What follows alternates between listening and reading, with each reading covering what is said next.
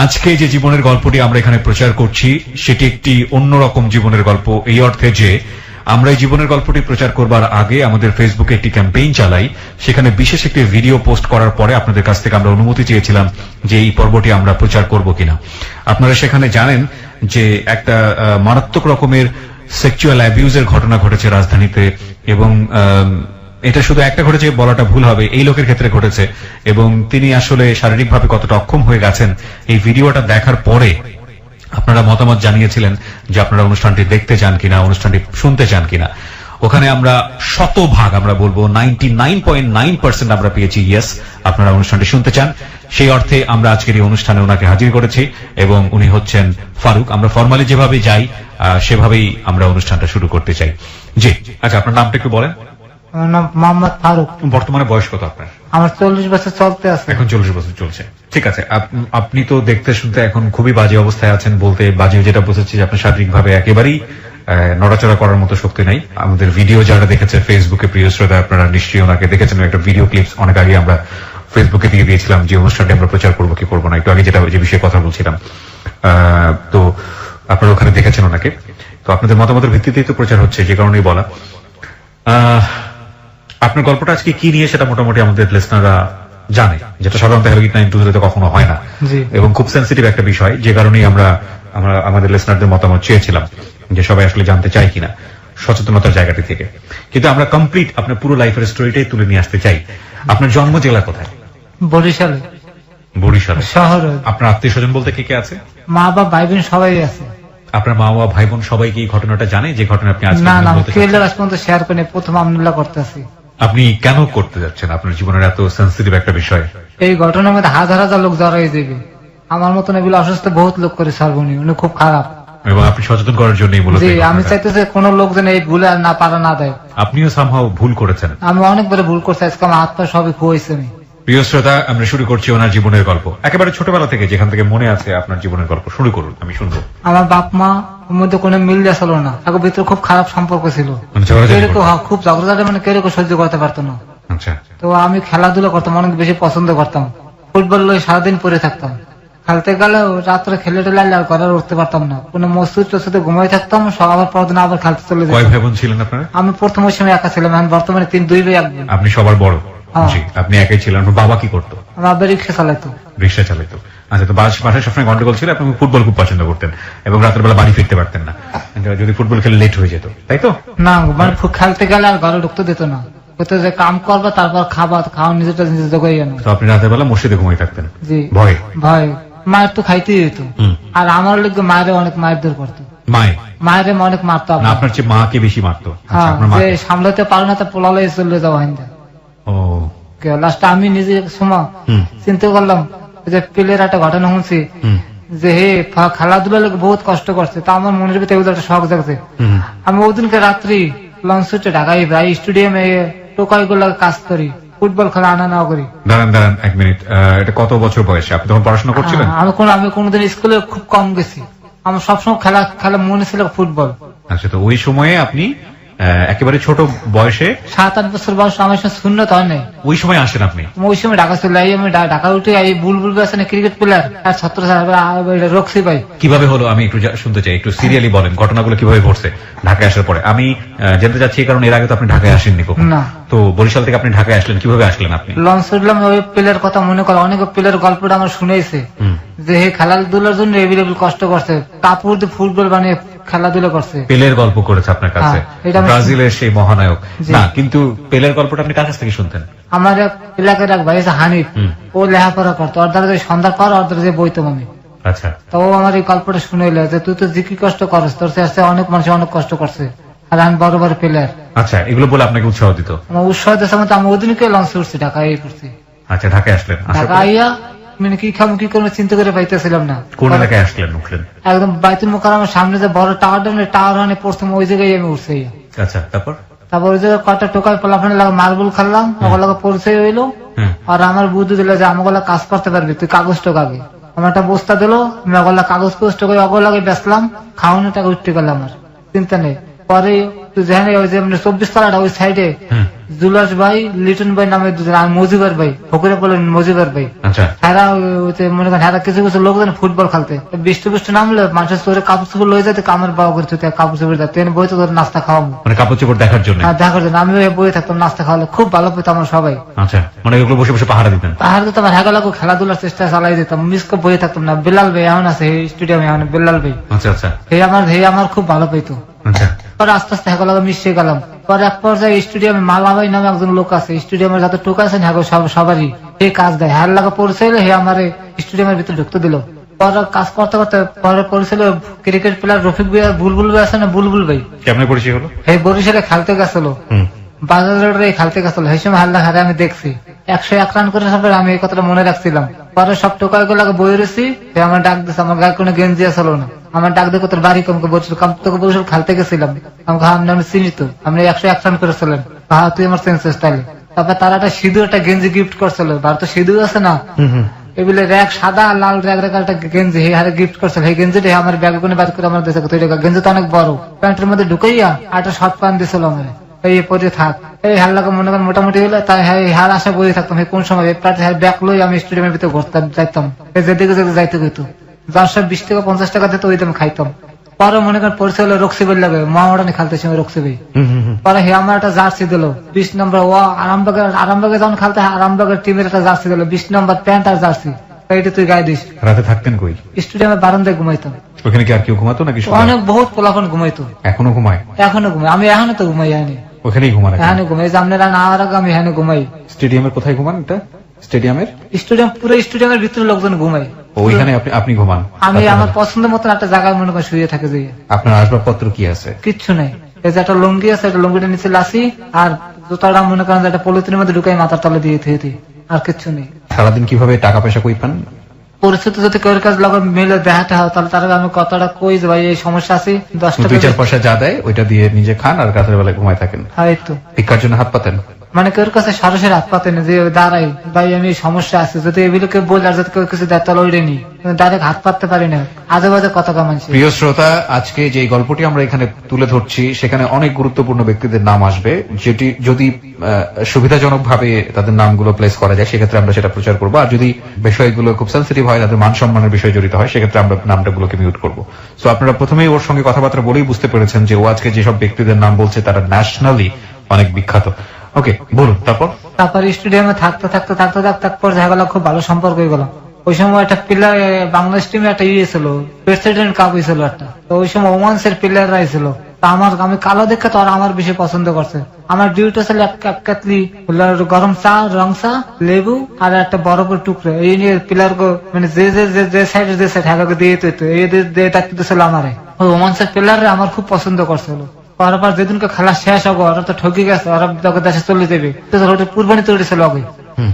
তবে ওরা আমার একটা সিক্রেট খোসার মধ্যে ডলার দিছে, সরাসরি দিতে পারে না, জানলা দিয়ে মেলা মারছে, আমার গায়ে পারছে, ওই এক হিজুন্সি দেখছে, আমার লড়াতে লড়াতে স্টেডিয়ামের ভিতরে লয়ে গেছে।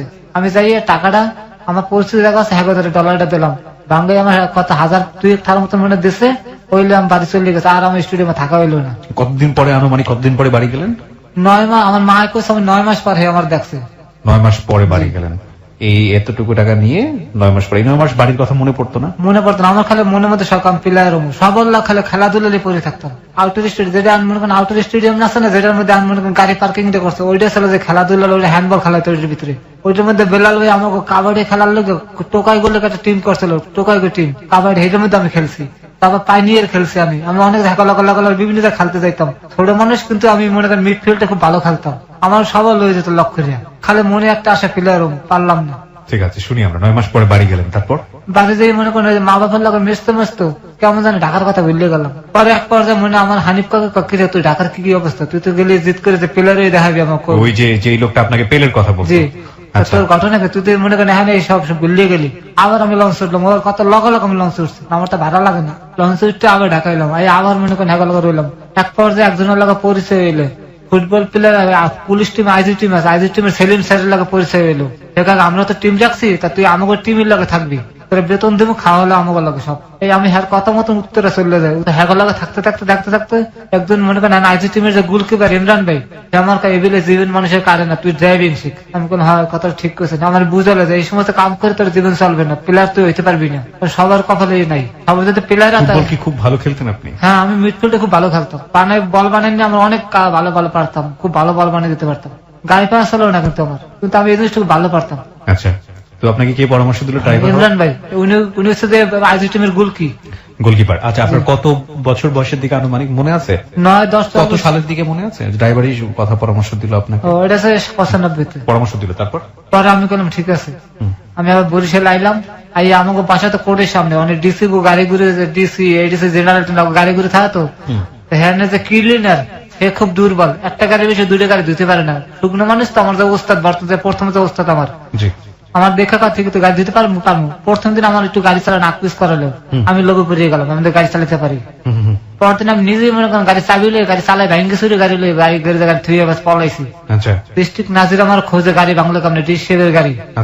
আমি যে মনে করেন বাসায় বই রয়েছি, পরে হারে কামনে কামনে এটা ম্যানেজ করছে করে আমার খবর দিছে, তোর কোন সমস্যা নাই, কারণ লোক তো নাই, গাড়ি দেবে কেটা। তো এর মধ্যে একটা ঘটনা হচ্ছে, রহমান বিশ্বাস আছে না, প্রেসিডেন্ট আছে, উনি বরিশালে গেছে সার্কিট হাউসে, গাড়ি দেওয়ার লোক নাই, আর আমি তো মনে হয় ভয় পলাইছি, কারণ গাড়ি দেওয়ার লোক নাই, ওনার তো চাকরি যাওয়া অবস্থা, আর প্রেসিডেন্টের গাড়ি অপরিষ্কার।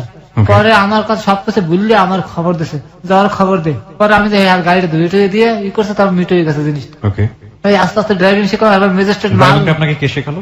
আমার যে শুকনো ওস্তাদে, যে খুব দুর্বল, বেশি শিখে না, খালি একটু আকপিস করা শিখেছে, ওর মধ্যে দিয়ে আমি মনে করেন যে পুরোটাই করে লইছি।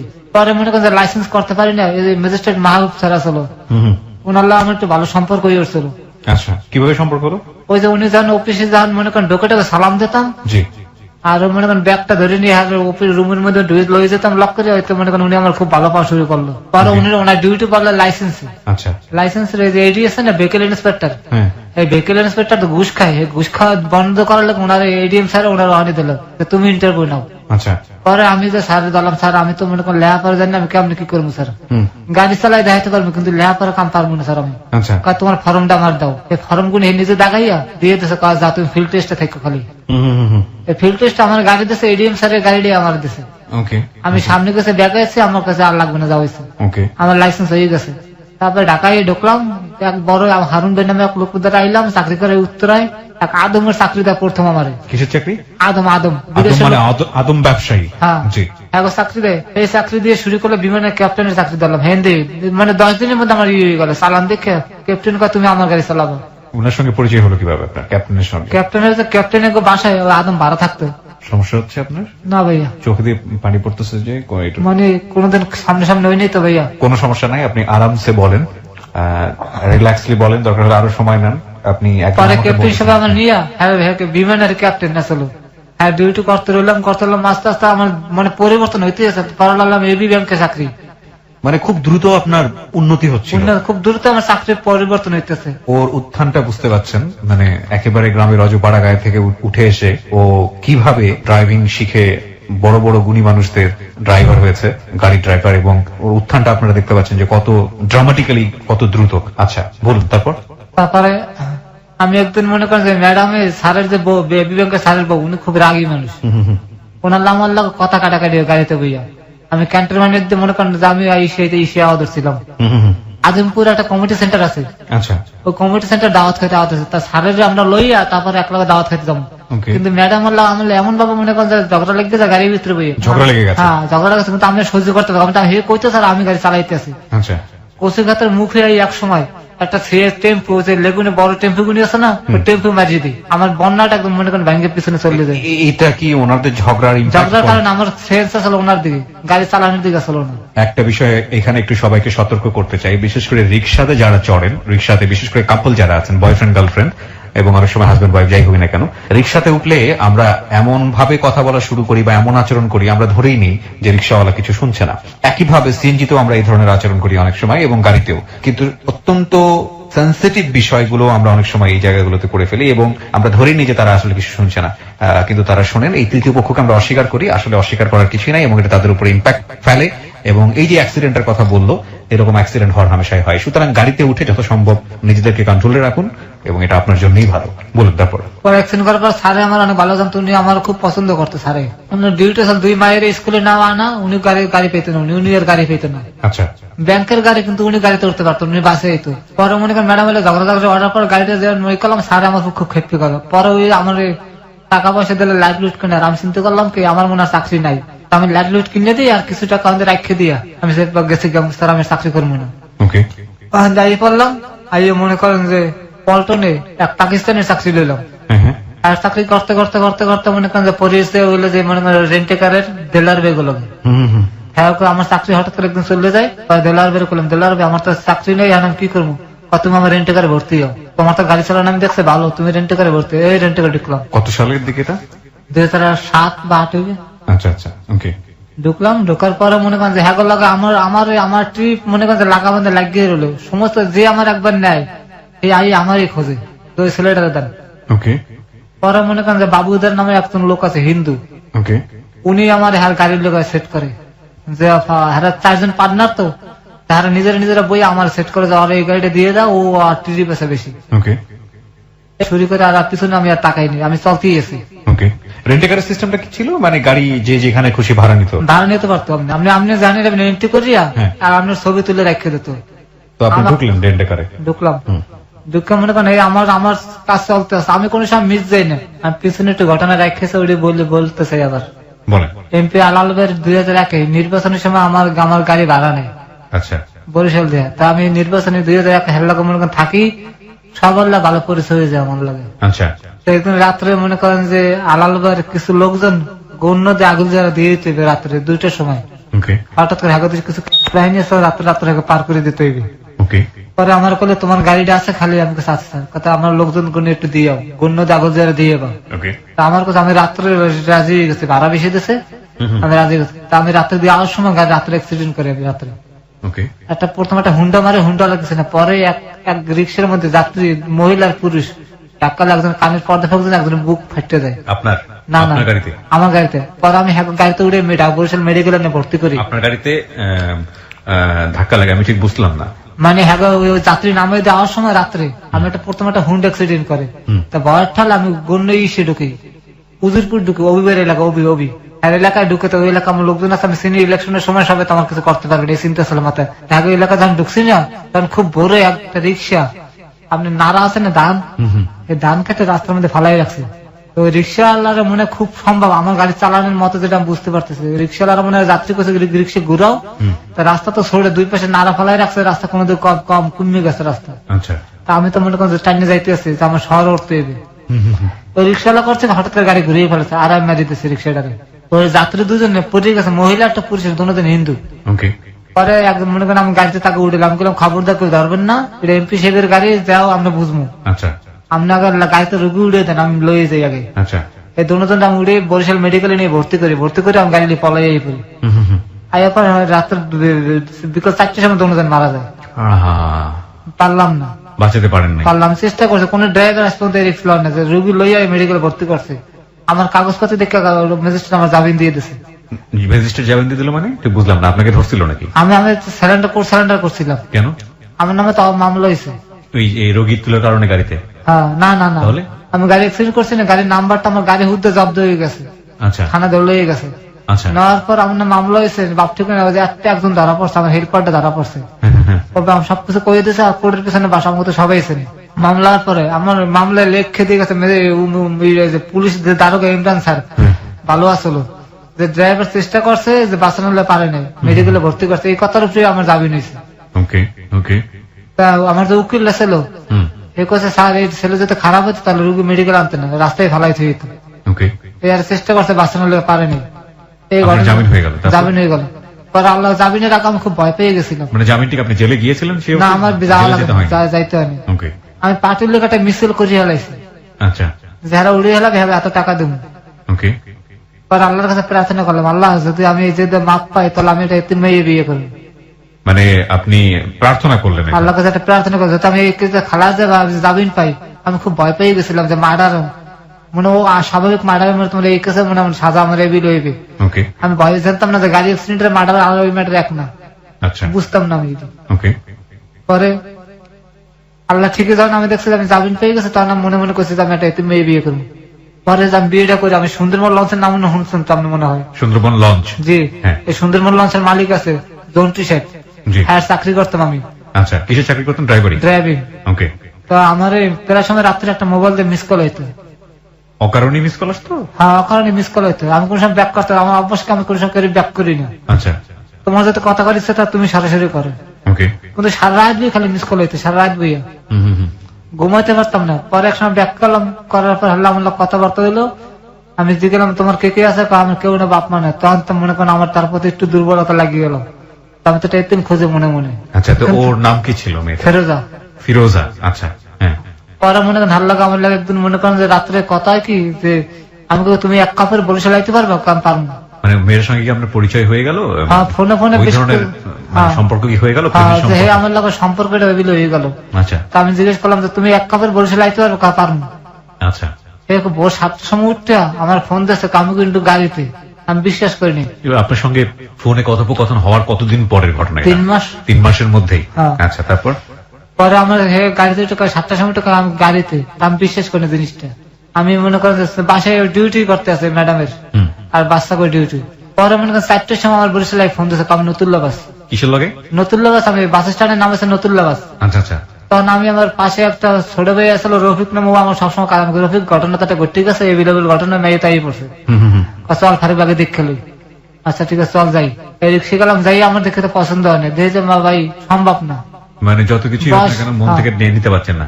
মানে আমি মনে করি কি করবো, কান্দি দেবো না, আমি ফিরে আইব মানে। আর আমি রফিক কি করবো, ফারুক ভাই বরিশালের লোকজন এই মাইয়ে তোর দাঁড়াইছে, কোন একটা খারাপ কিছু ঘটে গেল, তোর নাম কইবে মা হুদা দিয়ে মনে করেন নারী নির্যাতন মামলা করে দেবে। মেয়েটাকে দেখে পছন্দ হলো না কেন? মেয়েটা মানে দেখে মানে বয়স্ক মনে হইতেছে। বয়স্ক মনে হচ্ছে, মানে চেহারা ছবি দেখে আপনার পছন্দ হয়নি? না। আচ্ছা। আগে বাসা লইলা, তারা বুঝে হয় না, টাকা পয়সা দিয়ে বিদে আগে বাসা লইলা। আগে বাসা নাও, আপনার বন্ধুই পরামর্শ দিচ্ছে? হ্যাঁ, আমি হাতের বুদ্ধি ঠিক আছে, লতে যাই। তারপর মনে করেন যে আমার দোকানে বাসা আসলো, আইলাম। চানমিয়ার নাম আছে? না, আমি নাম শুনিনি। এই যে মেয়ের প্রার্থী আসলো বরিশালের। আচ্ছা আচ্ছা। হ্যাঁ, ভারপুর আসলো ওইটা রফিক। ওকে, ওনার বাসা নিলেন? হ্যাঁ, বাসার পিছনে ভাড়া থাকতাম, ব্যাচেলর একলা। প্রিয় শ্রোতা, আপনাদের এখানে সবাইকে একটু নোটিফাই করছি, আজকেই যে গল্পটা এখানে রিভিল হচ্ছে, হুইচ ইজ কোয়াইট সেন্সিটিভ এবং of course it's 18+ story in a sense. সচেতনতার দিক থেকে প্রাপ্তবয়স্কদেরই আমরা শুনতে বলবো এই গল্পটা। এবং এই গল্পটা শোনার আগে আমার মানে শুনলেও ইভেন আমি বিলিভ করতাম না। আমি একটি বিদেশি চ্যানেলে একটা অনুষ্ঠান দেখেছিলাম, সেখানে এক ধরনের ক্রাইম নিয়ে একটা অনুষ্ঠান প্রচার করা হয় রেগুলার, এবং বাংলাদেশে অসংখ্য শ্রোতা আছে ওই অনুষ্ঠানের। সেখানে এই ধরনের অ্যাবিউজের কথা আমি জানতাম, এবং জানার পর আমার কাছে অনেকটা অবাকই লেগেছে। সেটা হচ্ছে সেক্সুয়াল অ্যাবিউজ। সেক্সুয়াল অ্যাবিউজ যে একটা মানে পূর্ণ বয়স্ক মানুষও হতে পারে এবং ছেলে মানুষ হতে পারে, সেটা আমাদের সোসাইটিতে সাধারণভাবে বিলিভ করাটা খুব কঠিন। কিন্তু এই মানুষটি এমন ভাবে অ্যাবিউজ হয়েছে কোন একটি সম্ভ্রান্ত পরিবারের মহিলা দ্বারা, এবং কি সিস্টেমেটিক্যালি তাকে অ্যাবিউজ করা হয়েছে আপনি চিন্তাও করতে পারবেন না। ওভারডোজেস মেডিসিন দিয়ে ওর শরীরটাকে পুরোপুরি শেষ করে দেওয়া হয়েছে। যারা ভিডিও দেখেছেন, আমরা বেশ কিছুদিন যাবত এটা নিয়ে প্রচারণা চালিয়েছি। এবং এই যে নাটকীয় ঘটনা, এই ঘটনাটা জন্মটা কিভাবে হয়েছিল সেটা, এবং উনি স্বেচ্ছায় আজকে এখানে রেডিওতে বলতে এসেছেন এই কারণে যে ওনার জানা মতে অনেকেই এই শিকারে পা দিচ্ছেন, এবং এই শিকারে পা দিয়ে নিজের সমস্ত কিছু খোয়াচ্ছেন, যাতে করে এই ভুলটা কেউ না করেন। আমরা সেই গল্পের দিকে ধীরে ধীরে যাব। তবে এই মুহূর্তে বিরতির সময় হয়েছে, যেহেতু আমরা ছোট্ট একটা বিরতি নেব 4 মিনিটের। আর ওনাকে যদি আপনারা দেখতে চান, অবশ্যই ফেসবুকে চলে আসবেন। আমার ফেসবুকের ঠিকানা হচ্ছে www.facebook.com/kibriya.rj। আমি আবারও বলছি, www.facebook.com/KEBRIA.RJ। পেজটি আছে RJ কিবরিয়া নামে। লাইক দিয়ে দেবেন, লাইক দেওয়ার সঙ্গে সঙ্গে আপনি আমার পেজের মেম্বার হয়ে যাবেন। ক্লোজ আপ মনে করিয়ে দেয় জীবনের দুর্দান্ত কিছু মুহূর্ত। এসব মুহূর্তের দেখা পেতে পেরোতে হয় হাজারো বাধা বিপত্তি। বাধা অতিক্রম করতে গেলে অনেক সময় আসে ব্যর্থতা। চেষ্টা, সাহস, আত্মবিশ্বাস এবং ইচ্ছা শক্তির মাধ্যমেই আমরা জয় করতে পারি সব বাধা, অর্জন করতে পারি জীবনের কিছু দুর্দান্ত মুহূর্ত। ক্লোজ আপ দুর্দান্ত ফ্রেশনেস বানায় দুর্দান্ত মুহূর্ত। ফিরে আসছি ঠিক 4 মিনিট পর। Close Up presents Hello 8920. Close Up. The closer, the better. Close Up presents Hello 8920. Close Up. The closer, the better. 4 minute পর আমরা আবারও ফিরে এসেছি ক্লোজ আপ প্রেজেন্স হ্যালো 8920 তে দ্য ক্লোজার দ্য বেটার। আমি আরজি কিবরিয়া রয়েছে আপনার সঙ্গে এবং আপনারা শুনছেন এবিসি রেডিও এফএম 89.2। এখানে আজকে জীবনের গল্প বলার জন্য আছে ফারুক। তার জীবনের যে অবর্ণনীয় গল্প সেটা কিছুটা হলেও আপনারা আজ করতে পারছেন, কিন্তু আমরা সেই গল্পের ভেতরে এখনো প্রবেশ করিনি। আমরা সেখানটায় যেতে চাই ধীরে ধীরে। ক্লোজ আপ মনে করিয়ে দেয় জীবনের দুর্দান্ত কিছু মুহূর্ত। এসব মুহূর্তের দেখা পেতে পেরোতে হয় হাজারো বাধা বিপত্তি। বাধা অতিক্রম করতে গেলে অনেক সময় আসে ব্যর্থতা। চেষ্টা, সাহস, আত্মবিশ্বাস এবং ইচ্ছা শক্তির মাধ্যমেই আমরা জয় করতে পারি সব বাধা, অর্জন করতে পারি জীবনের কিছু দুর্দান্ত মুহূর্ত। ক্লোজ আপ দুর্দান্ত ফ্রেশনেস বানায় দুর্দান্ত মুহূর্ত। আমি আরজি কিবরিয়া রয়েছে আপনার সঙ্গে এবং আপনারা শুনছেন এবিসি রেডিও এফএম 89.2।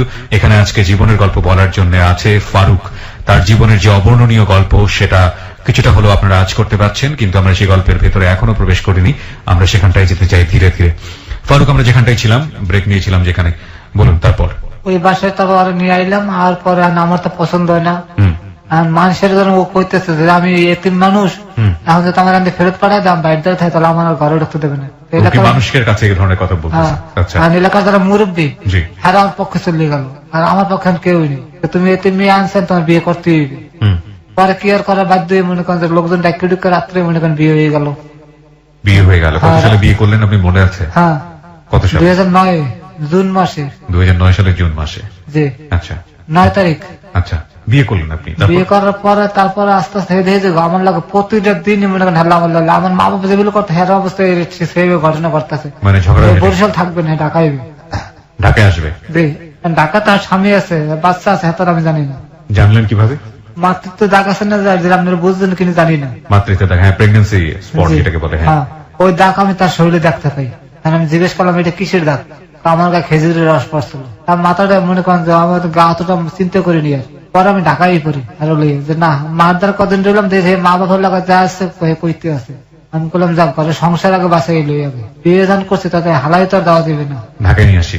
ঢাকায় মনে করেন এসে রইলাম, রামপুরের টিভি সেন্টারের পিছনে ভাড়া রইলাম। ওই সময়টাতে আপনি কি করেন? ওই গাড়ি চালাই, আমার লাগে ভালো ভালো মালিকের লোক পরিচয় রয়ে মানে গেছে। কি কোনো মালিকের গাড়ি চালান নাকি রেন্টের কার চালান? রাতুল লঞ্চের মালিকের গাড়ি চালাই। আচ্ছা, প্রিয় শ্রোতা, আজকে যে গল্পটা ও বলছে ওর যে রেফারেন্স আপনারা শুনেই বুঝতে পারছেন যে কতটা অথেন্টিক এই গল্পটা। ওকে, বলুন তারপর। পরে আমি একদিন মনে করেন যে নর্থ সাউথ ইউনিভার্সিটি 10টা ড্রাইভের একখানে বইয়ে থাকলে যে গল্প করেন, আমি একদিন প্রতিদিনই গল্প করি। কিন্তু একদিন আমি ওই যে পেটের দাগের কথা জিগেই আমি জিম খেয়ে গেছি। তা আমার এক ছোট ভাইয়ের মতন আমার অনেক পছন্দ করে। ও পেটের দাগের কথা আপনি কাকে জিজ্ঞেস করলেন? ছোট ড্রাইভার ছোট ভাই আরো জিগেলাম যে বাইরে এই বিলে পেটে দাগ আছে, এটা ঘটনা কি অবস্থা? আর তোমার বউ আবুতে বাচ্চা ফালাইছে, নাহলে তোমার বউর বিয়ে আছে। আমাকে এটা কেমনে বুঝবো? তুমি আজকে যে জিগেবা, কালকে তুমি আমার তোমার কালকে আমি রেজাল্ট দেবো। গাছটা বাসায় জিগেলাম যে তুমি সত্যি করে কয় এটা কিসের দাগ? তোমার না করলাম যে আমার গা খেজুর রস পরে পুড়িয়ে গেছে বিলে। পরে ওরা করলাম না ওস্তাদ, তোমার এই ঘটনা আমি বিশ্বাস করি না। এটা হচ্ছে যে তোমার হয়তো বাচ্চা ফলাইছে, নাহলে তার বিয়ে আছে, বাচ্চা আছে। আমি তো ভাই মাটির মধ্যে হান দিয়ে গেলাম, জানলা কি করলাম, কি এতে মারলাম। তারপর আমি যে ছেলের ডিউটি করে জানালাম যে বাইরে এই ঘটনা। ও আবার এক ছেলে মায়ের লোক ডাক্তার প্রেম করে। আপনার চোখ দিয়ে পানি পড়ছে। আপনারা একেবারেই মনে করতে এমন কোনো কথা নাই। আপনার শরীরের অবস্থা খুবই খারাপ, আমরা জানি।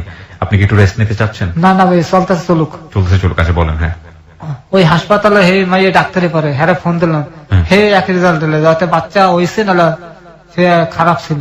মানে কনফার্ম বলে দিল? কনফার্ম বলে দিলাম। তারপর আমার যখন কইলে তখন আমি আর মানি নিলাম। আমি রাতুল আমার কাকা ফারুক ভাই তুমি বিলে পারবা না, আমি তোমার একটা বুদ্ধি শিখিয়ে দিই। তোমার রাত্রে বুঝাইয়ে কও যে তুমি যদি মনে করেন মিথ্যা তাহলে তোমার এখানে মেডিকেল টেস্টে ধরা পড়ে। আচ্ছা, হ্যাঁ, এটা সত্যি, মেডিকেল টেস্টে ধরা পড়ে। মেডিকেল টেস্টে ধরা পড়ে যদি তুমি যদি মনে করেন মিথ্যা কথা কও, তাহলে কিন্তু তোমার ডিভোর্স দিয়ে দেবো। আচ্ছা, তখন আমি রাত্রে দিয়ে মনে করেন আরে কইলাম একটা শাড়ি গিফট করলাম। ও আমার রাতুল আমার 500 টাকা দিচ্ছে, তুমি যে শাড়ি কিনে আর গিফট করে সুন্দর করে বলো। হ্যাঁ, করে বলো। তারপর বললাম যে তুমি সত্যি করে কর, নাহলে কিন্তু তোমার ডিভোর্স দিয়ে দেবো। পরে উঠতে কাকা হ্যাঁ আমার একটা বিয়ে আছে, একটা বাচ্চাও আছে। বিয়ে আছে, বাচ্চাও আছে, ডিভোর্স হয়নি? আমি তো ভাই মাথা মতো আউলে গেছে লগা মুহূর্তের ভিতরে। জানলা কোন অভিশাপে ঢুকলাম। জেল খাটাই তো ভালো আসলো আমার। একটা বিষয় নিশ্চয়ই আপনারা জানেন যে ও জেল খাটা থেকে রক্ষা পেয়েছিল বলে নিয়ত করেছিল যে একটা এতিম মেয়েকে বিয়ে করবে, এবং মিস কলে একটা এতিম মেয়ের সঙ্গে পরিচয়।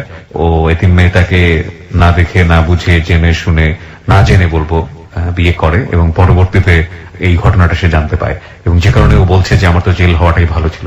বলুন তারপর। তারপর মনে করেন এই যে তাল্লা আমল্লা মনে করেন যে সম্পর্ক আস্তে আস্তে বাঙ্গালোর দিকে যাওয়া শুরু করে। মানে আমি আর তার সজ্জা আমার তাল্লা আমল্লা মিল তালা হইতে আসে না যে তুমি কোরআন সকলে যারা শপথ করছো তুমি আর মাঝিয়ে ফেলতে পারবা, মানে তখন আপনার কাছে এই মনে হয়েছে? এই মনে হইতেছে।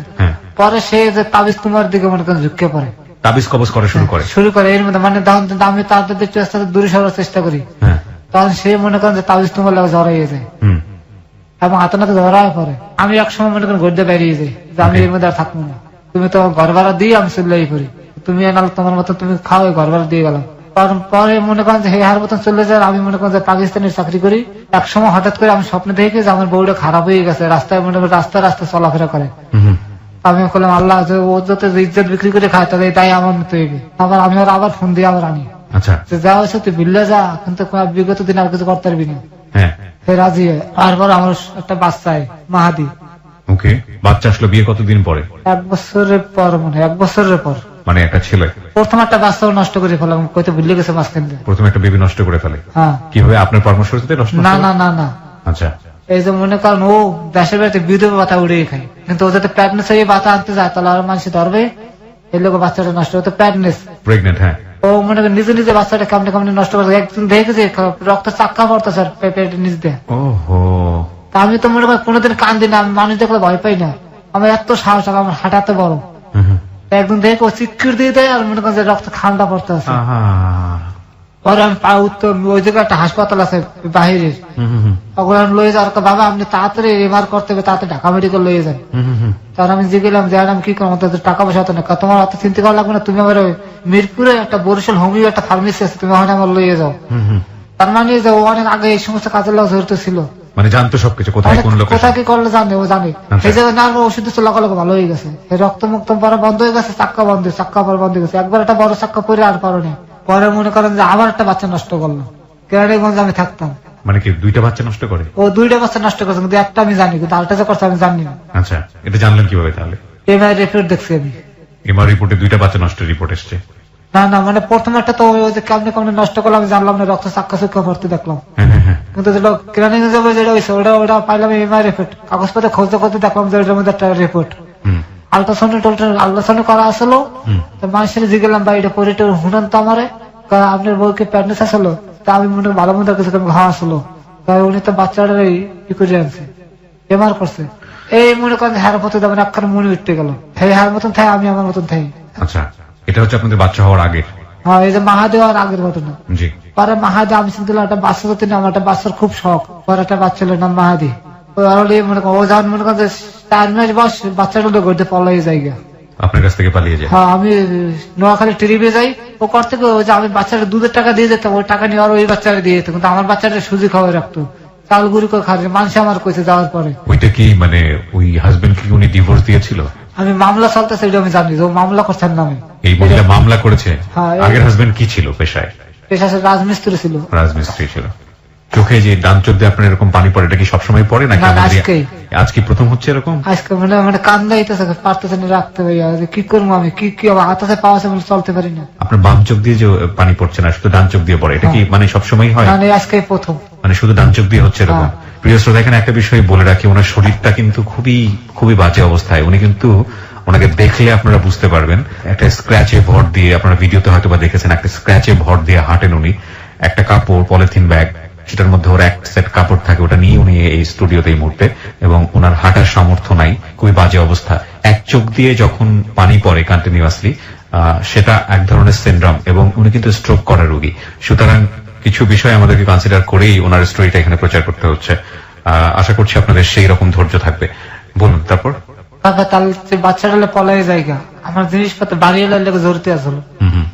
পরে আমি বাচ্চা খুঁজতে না পাই, আমি পরে এক সময় শুনি যে বরিশাল গেছে মার দ্বারে। আচ্ছা। আমি তাড়াতাড়ি মার দ্বারে যাই, মা বাচ্চা দেখাও আমার আগে, আমার বাচ্চা পাইছি। আচ্ছা। কিন্তু বাচ্চা আমার দিবে না। বাচ্চা দিবে না? আমি যা কর মার দ্বার থাকবো, ভালো তো থাকবে, আমার বাপটা একদিন কইলে কইবে। আমি আর জোরাজোরি করলাম না, বাবার আই করলাম। আমি এই সময় চানপিন শাড়ি আছে না, এই চানপিন শাড়ির মালিকের চাকরি করি, সালামাজি। আচ্ছা। এই চাকরি করার অবস্থার ঘটনা আপনার আমি কইতে আছি। পরে মনে করেন যে হে কিছুদিন পর ঢাকা আইয়ে মনে করেন হেয়ার মতন থাকে, ওই বাচ্চার দিয়ে ভিক্ষা করায়। বাচ্চার দিয়ে ভিক্ষা করানো? হ্যাঁ। পরে আমি উকিলের আলাপ করলাম যে স্যার আমার বাচ্চা আমার কেমন নিয়ে দেবেন, টাকা পয়সা যা লাগে আমি দিব আপনারে। ওকে উনি একটা মামলা করলে একটা ডিভোর্স করাই দিল আমার কোর্টের মাধ্যমে। ওকে তো সে পলাই গেছে, এবার চুরি মামলা দিয়ে একটা ডিভোর্স করে দেয়। আমার উকিলের বুদ্ধি তো আমি কিছু করিনি। ওকে আরে বাচ্চার লোক একটা মামলা করেছে, কাগজপত্র আমাদের আছে, আপনার আমি দেখাইতে পারলাম না। আমি জানি ভালো আসছিলাম, হ্যাঁ এই বাসায় সবকিছু আছে আমার। ঠিক আছে, সমস্যা নেই, আপনি বলুন আপনার মতো করে। পরে ওই কাগজপত্র হ্যাঁ উকিলে ডিভোর্সটা করাই দেয়। পরে তো মনে করেন আমি ঢাকা রেন্টে করার লাগে জড়াই যাই। আচ্ছা, এদিকে বউ বাচ্চার কথা আমি এখন ভুললেই যাইতে আছি, কিন্তু তারপর তো আমার কোনো ইয়ে ওঠে না। তারপর আপনি কি করলেন? পরে আমি তো রেন্টে করার লাগে জড়াই গেলাম। রেন্টেকারের সাথে জড়িয়ে গেলেন। হ্যাঁ, তখন এই সময়টা থেকে আপনার স্ত্রীকে আপনি ডিভোর্স দিয়ে দেওয়া বা এরকম কোনো চিন্তা ভাবনা করলেন যে আপনি যখন রেন্টেকারে যদি যাচ্ছেন বা এরকম কোনো কিছু? উকিলে আমার জড়াই করাই দিল। উকিলে কি করে দিল? আমি বাচ্চা চাইলাম, করলে বাচ্চাটা তুমি বলবো কেন ডিভোর্স দাও। আচ্ছা, ডিভোর্স দিয়ে দিতে বললো। হ্যাঁ, তারপর উকিলে মনে করে হ্যাঁ ছবি চাইলে ছবি দিলাম, আমার ছবি দিলাম, বাচ্চার ছবি দিলাম। উকিল একটা চুরির মামলা দিয়া হ্যাঁ ডিভোর্স করাই দিল। চুরির মামলা মানে হচ্ছে আপনার ওয়াইফ চুরি করেছে, বাসা চুরি থেকে। করে পালাই গেছে। চুরি করে পালিয়ে গেছে, এটা দিয়ে সে ডিভোর্স করিয়ে দিল। আপনার কোনো সমস্যা হলো না? না আচ্ছা, আপনার ওয়াইফ কোনো অ্যাকশনও নিল না? না। আচ্ছা, পরে আমি ওয়াইফ জানতো যে আপনি তাকে ডিভোর্স হ্যাঁ, দিয়েছেন? সবের আমি জানাইছি যে আমি তার কিন্তু ডিভোর্স দিয়ে দিছি। আচ্ছা, বললাম না কিছু নেই। বাচ্চাটাও নিয়ে চলে গেল? হ্যাঁ, বাচ্চাটা আমি দাবি করতে, কিন্তু বাচ্চা আমার দেখায় না, ধরতেও দেয় না। আচ্ছা, তারপর? মাঝে মাঝে টাকা পয়সা লয়ে যেতে, টাকা পয়সা দিলে বাচ্চাটা দেখতে পাই। টাকা পয়সা দিলে বাচ্চাকে দেখতে দেয়? 500 টাকা দিলে আর ফল টল কিনে দিলে বাচ্চাটা দেখায়। আচ্ছা, ওই বাচ্চা কি এখন আপনার কাছে আছে নাকি? বাচ্চা বাচ্চার মার্কেট কেরানীগঞ্জ আছে বাচ্চা বর্তমানে। বাচ্চার বয়স কত? 4 বছর। 4 বছর বয়স, তার মানে এটা 4 বছর আগের গল্প। জি। পরে আস্তে আস্তে আস্তে মনে করেন যে আপনি বাচ্চা রেন্টেকারের গল্প বলছিলেন। যে রেন্টে করা মনে করেন আমি দাঁড়াই গেলাম। হঠাৎ করে একদিন আমনেকে বসে একটা ছিল পুরান টাকা থায় আই করলো যে আর একদিন আমি বিয়ে ডিউটি করছিলাম হ্যাঁ করলাম। পরে এই লোকটা আমার একদিন এই স্থানে আমার খোঁজে যে ফারুক নামে একটা ড্রাইভার আছে। পরে আমার দেখছে, পরে আমার লোক কন্টাক্ট 500 টাকা 5000 টাকা ভাড়া, এই 1000 টাকা হয়ে নেবে, 4000 টাকা আমার দেবে হারে দিতে। আমি রাজি হয়ে গেছি। পরে ম্যাডামের দ্বারা লই আমার এই কিন্তু আপনি মেন ঘটনা আমি আইতেছি এখন। আচ্ছা, মেন ঘটনা, যে ঘটনা আমরা ফেসবুকে প্রচার করেছিলাম, যে কারণে আজকে উনি এই অনুষ্ঠানে, সেই ঘটনার ভিতরে আমরা ঢুকছি এবং ওনার যে ব্যাকগ্রাউন্ড সেটা আপনারা শুনলেন। জি, আমরা বিস্তারিত শুনতে চাই আপনার কাছ থেকে, একেবারে ইন ডিটেল, কোনো কিছুই খুব স্কেপ করবেন না, আপনি আচ্ছা। বলেন। হ্যাঁ, পরে ওই লোকটাই আমার যে 5000 লোকটা আপনাকে ভাড়া করলো, রেন্টেকার, কি বলে ভাড়া করেছিল? করলো যে 5000 টাকা ভাড়া কাগজে লেখা থাকবে, তুমি 4000 নেবে, 1000 আমার দেবা। আচ্ছা আমি রাজি হয়ে গেছি। আচ্ছা, ওই সময়টাতে আপনাকে বললো যে আমার 5000 সারাদিন ঘুরবে, মানে সকাল 9টায় যাবো, বিকাল 5টা হয়ে যতক্ষণ না ছাড়া থাকতে 5000 টাকা ভাড়া। আচ্ছা, আপনি রাজি হলেন? আমি রাজি হয়ে গেলাম। কারণ মানে মালিক উনি শুধু ঘুরবে? হ্যাঁ, ওই ম্যাডামে খালি ঘুরবে, কত ছিল এইটা প্রথম। আচ্ছা, পরে আমরা লইয়ে মনে করেন যে বনানি আপনার লোকেশন বাড়ির নামটাম কইতে হইবে। বলেন। আমি যদি বনানি একটু মনে করেন যে ঢুকলাম, ঢুকে একটু ডান দিক দিয়ে একটা ভিতরে একটা রাস্তা আছে, একদম চেয়ারম্যান বাড়ি বেরিয়ে যায়। জি, এখানে যাওয়ার আগে একটা আছে না, গলির মধ্যে 2টা নতুন বাড়ি, একটা বাড়িটাই উনি থাকে, ভাড়া থাকে, কেনা না ভাড়া। ওকে, আর আমার জানা কি মতো এখনো সেখানে আছে? ওনার নাম হচ্ছে যে ম্যাডাম।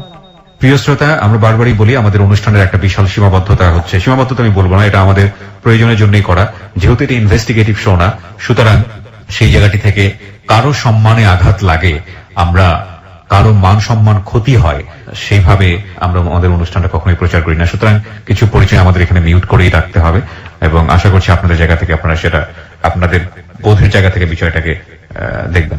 বলুন তারপর। পরে ওই লোকটা বললো কত হলো, 4000 টাকা। উনি আমার লই আইলো, আই ওনার গাড়ি পার্কিং এ রাখলাম। রাখার পরে উনি উপর দিয়ে নামলো খুব দ্রুত, দেখে ওনার চোখের মধ্যে পানি খুব সম্ভব থাবর থুবর মারছে, খুব সম্ভব। মানে যে লোকটা ভাড়া করেছে সেই? হ্যাঁ, লোকটাকে। আচ্ছা, তো আই আমার তাড়াতাড়ি 4000 টাকা দিয়ে কাকে আমি 1000 নিলাম, কিন্তু প্রতিদিনের যে 1000 টাকা এটা তুমি আমাদের বিকাশ করে দিয়ে 8,000 মানে প্রতিদিনই আপনাকে 5000 টাকা করে দিবে, এরকম কথা? এগুলো কথা। তাহলে তো আপনি তো মারাত্মক রকমের একটা অফার পেয়েছেন।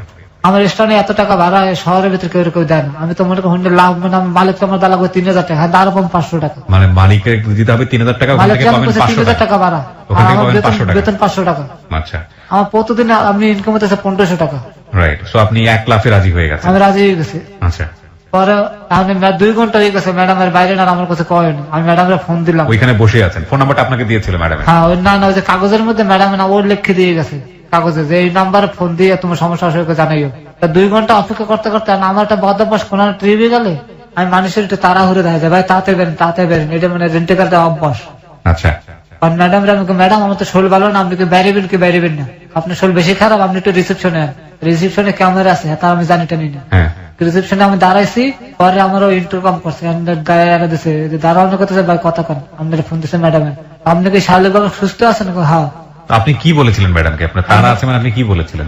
মানে ও ম্যাডাম বাইরে দেখে আমি বলছি, ম্যাডাম আমার শরীরটা ভালো লাগতেছে না, আপনি তাড়াতাড়ি বাইরে বের কিনে কম। মানে 2 ঘন্টা আপনাকে বসিয়ে রেখেছে? বসায় রাখছে। বসিয়ে রাখার পরে আপনি যখন ম্যাডামের সঙ্গে কথা বলেছেন তখন বলেছেন যে আমার শরীর ভালো লাগছে না, হ্যাঁ। আমার একটু তাড়া আছে, আপনি বের হবেন কিনা বলেন। হ্যাঁ। তখন ম্যাডাম আপনাকে উপরে উপরে ডেকেছে? না, পরে ইন্টারকমের সামনে যাইতে কইছে, কইতে আপনি ক্যামেরার সামনে আন। ক্যামেরার সামনে আসেন? আচ্ছা, হ্যাঁ। ইন্টারকমের সামনে আমার আসেন। দেখলো মনে হয় খুব সম্ভব উনি। আচ্ছা, মানে যা যা বাইরে আমার- থেকে দেখেছে?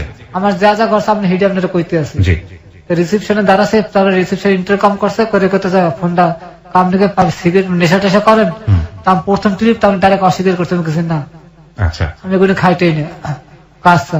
তা আপনার লোক কিছু নাস্তা পাঠিয়ে দিয়েছে, আপনি খাইয়ে লইয়েন কাজটা। পরে মনে করেন 10 মিনিটের মধ্যে বই রয়েছি, আমি হাত মুখ দিয়ে বই রয়েছি, নাস্তা পাঠাবে, নাস্তা খামু।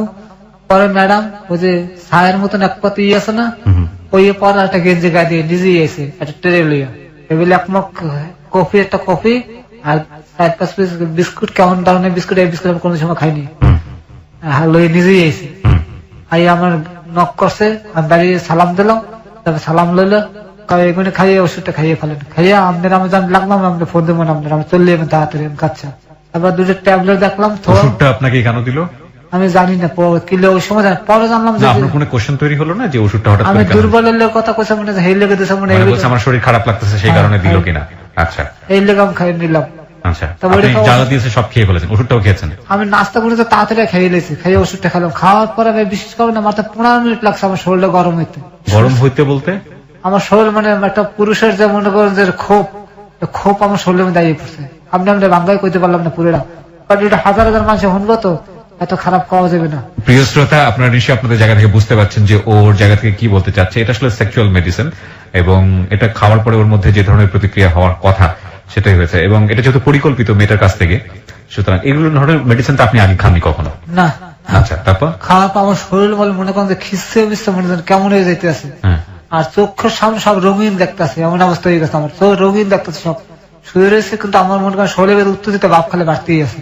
আধা ঘন্টা পর ম্যাডাম আমার ফোন দিচ্ছে যে তুমি একটু উপরে আসো তো, উপরে গেছি আমি। আপনি যে চেয়ারে বই রয়েছেন ওগুলো একটা চেয়ার বইয়া একটা টি টেবিল সামনে ঠ্যাং টেবিল দিয়ে বই হয়ে হালতেছে, আর শরীরের মধ্যে একটা পাতলা একটা চাদর, ইন্ডির কাশ্মীরি শাল আছে না, ওই রকমের একটা চাদর শরীরের উপরে দেওয়া। তারপর আমি নক করছে, ম্যাডাম কাতে আমার বাম সাইডে, তবে বাম সাইডে আমি গেছি, তবে উনি ফট করে আমার পুরুষত্বের মধ্যে হাত দিয়ে বসে থাবা দিয়ে ধরে চাকুলে কথা কবে কাটতে এলাম এক করে, কোনো কথা কবি না, চুপচাপ থাক, তুমি তুই ডাকাই মারিয়ে এলাম কথা কইল।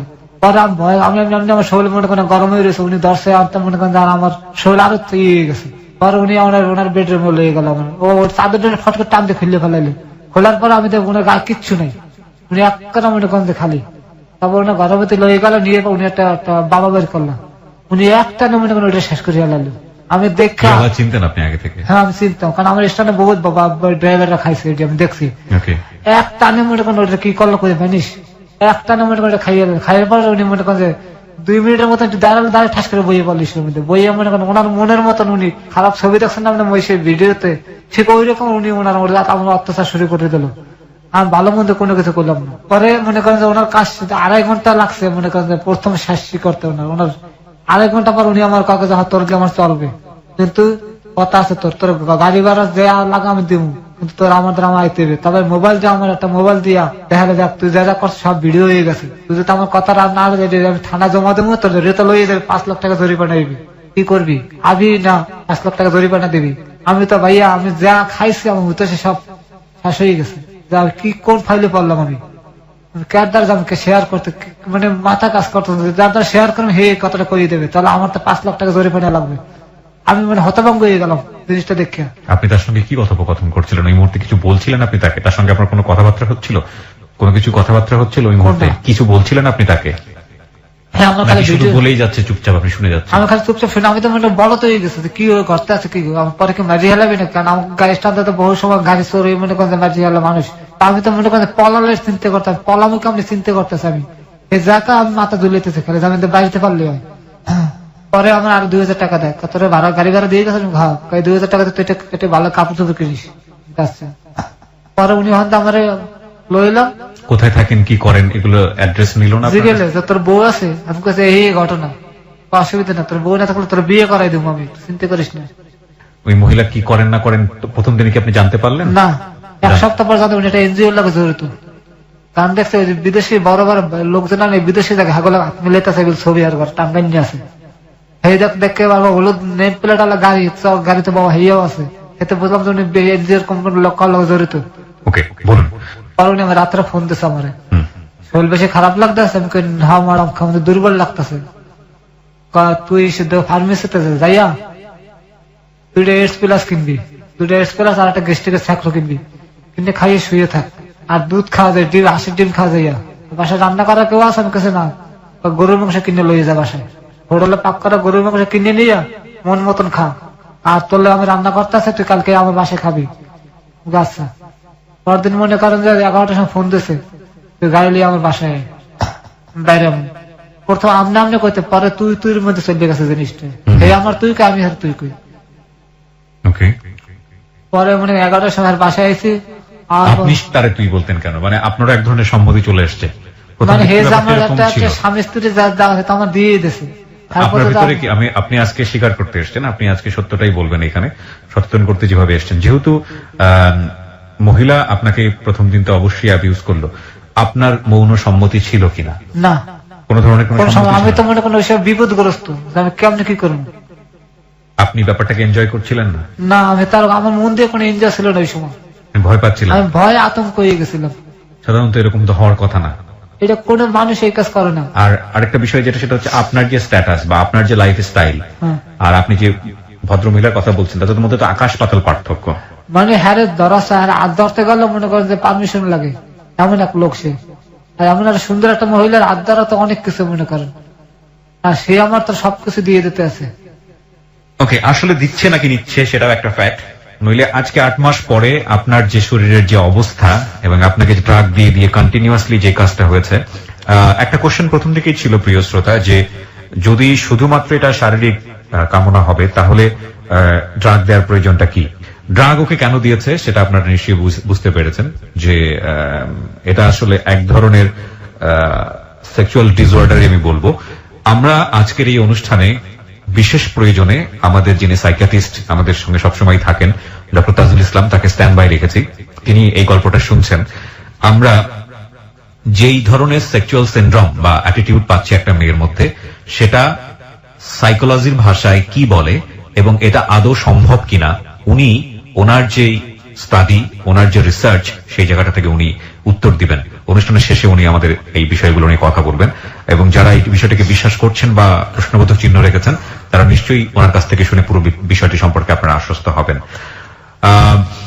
ঠিক আছে, তো আপনাকে পরামর্শ দিল এটা খারাপ। আমার প্রশ্ন ছিল যে তুই সম্পর্কে যাওয়ার জন্য ও পারমিশন দিল আপনাকে?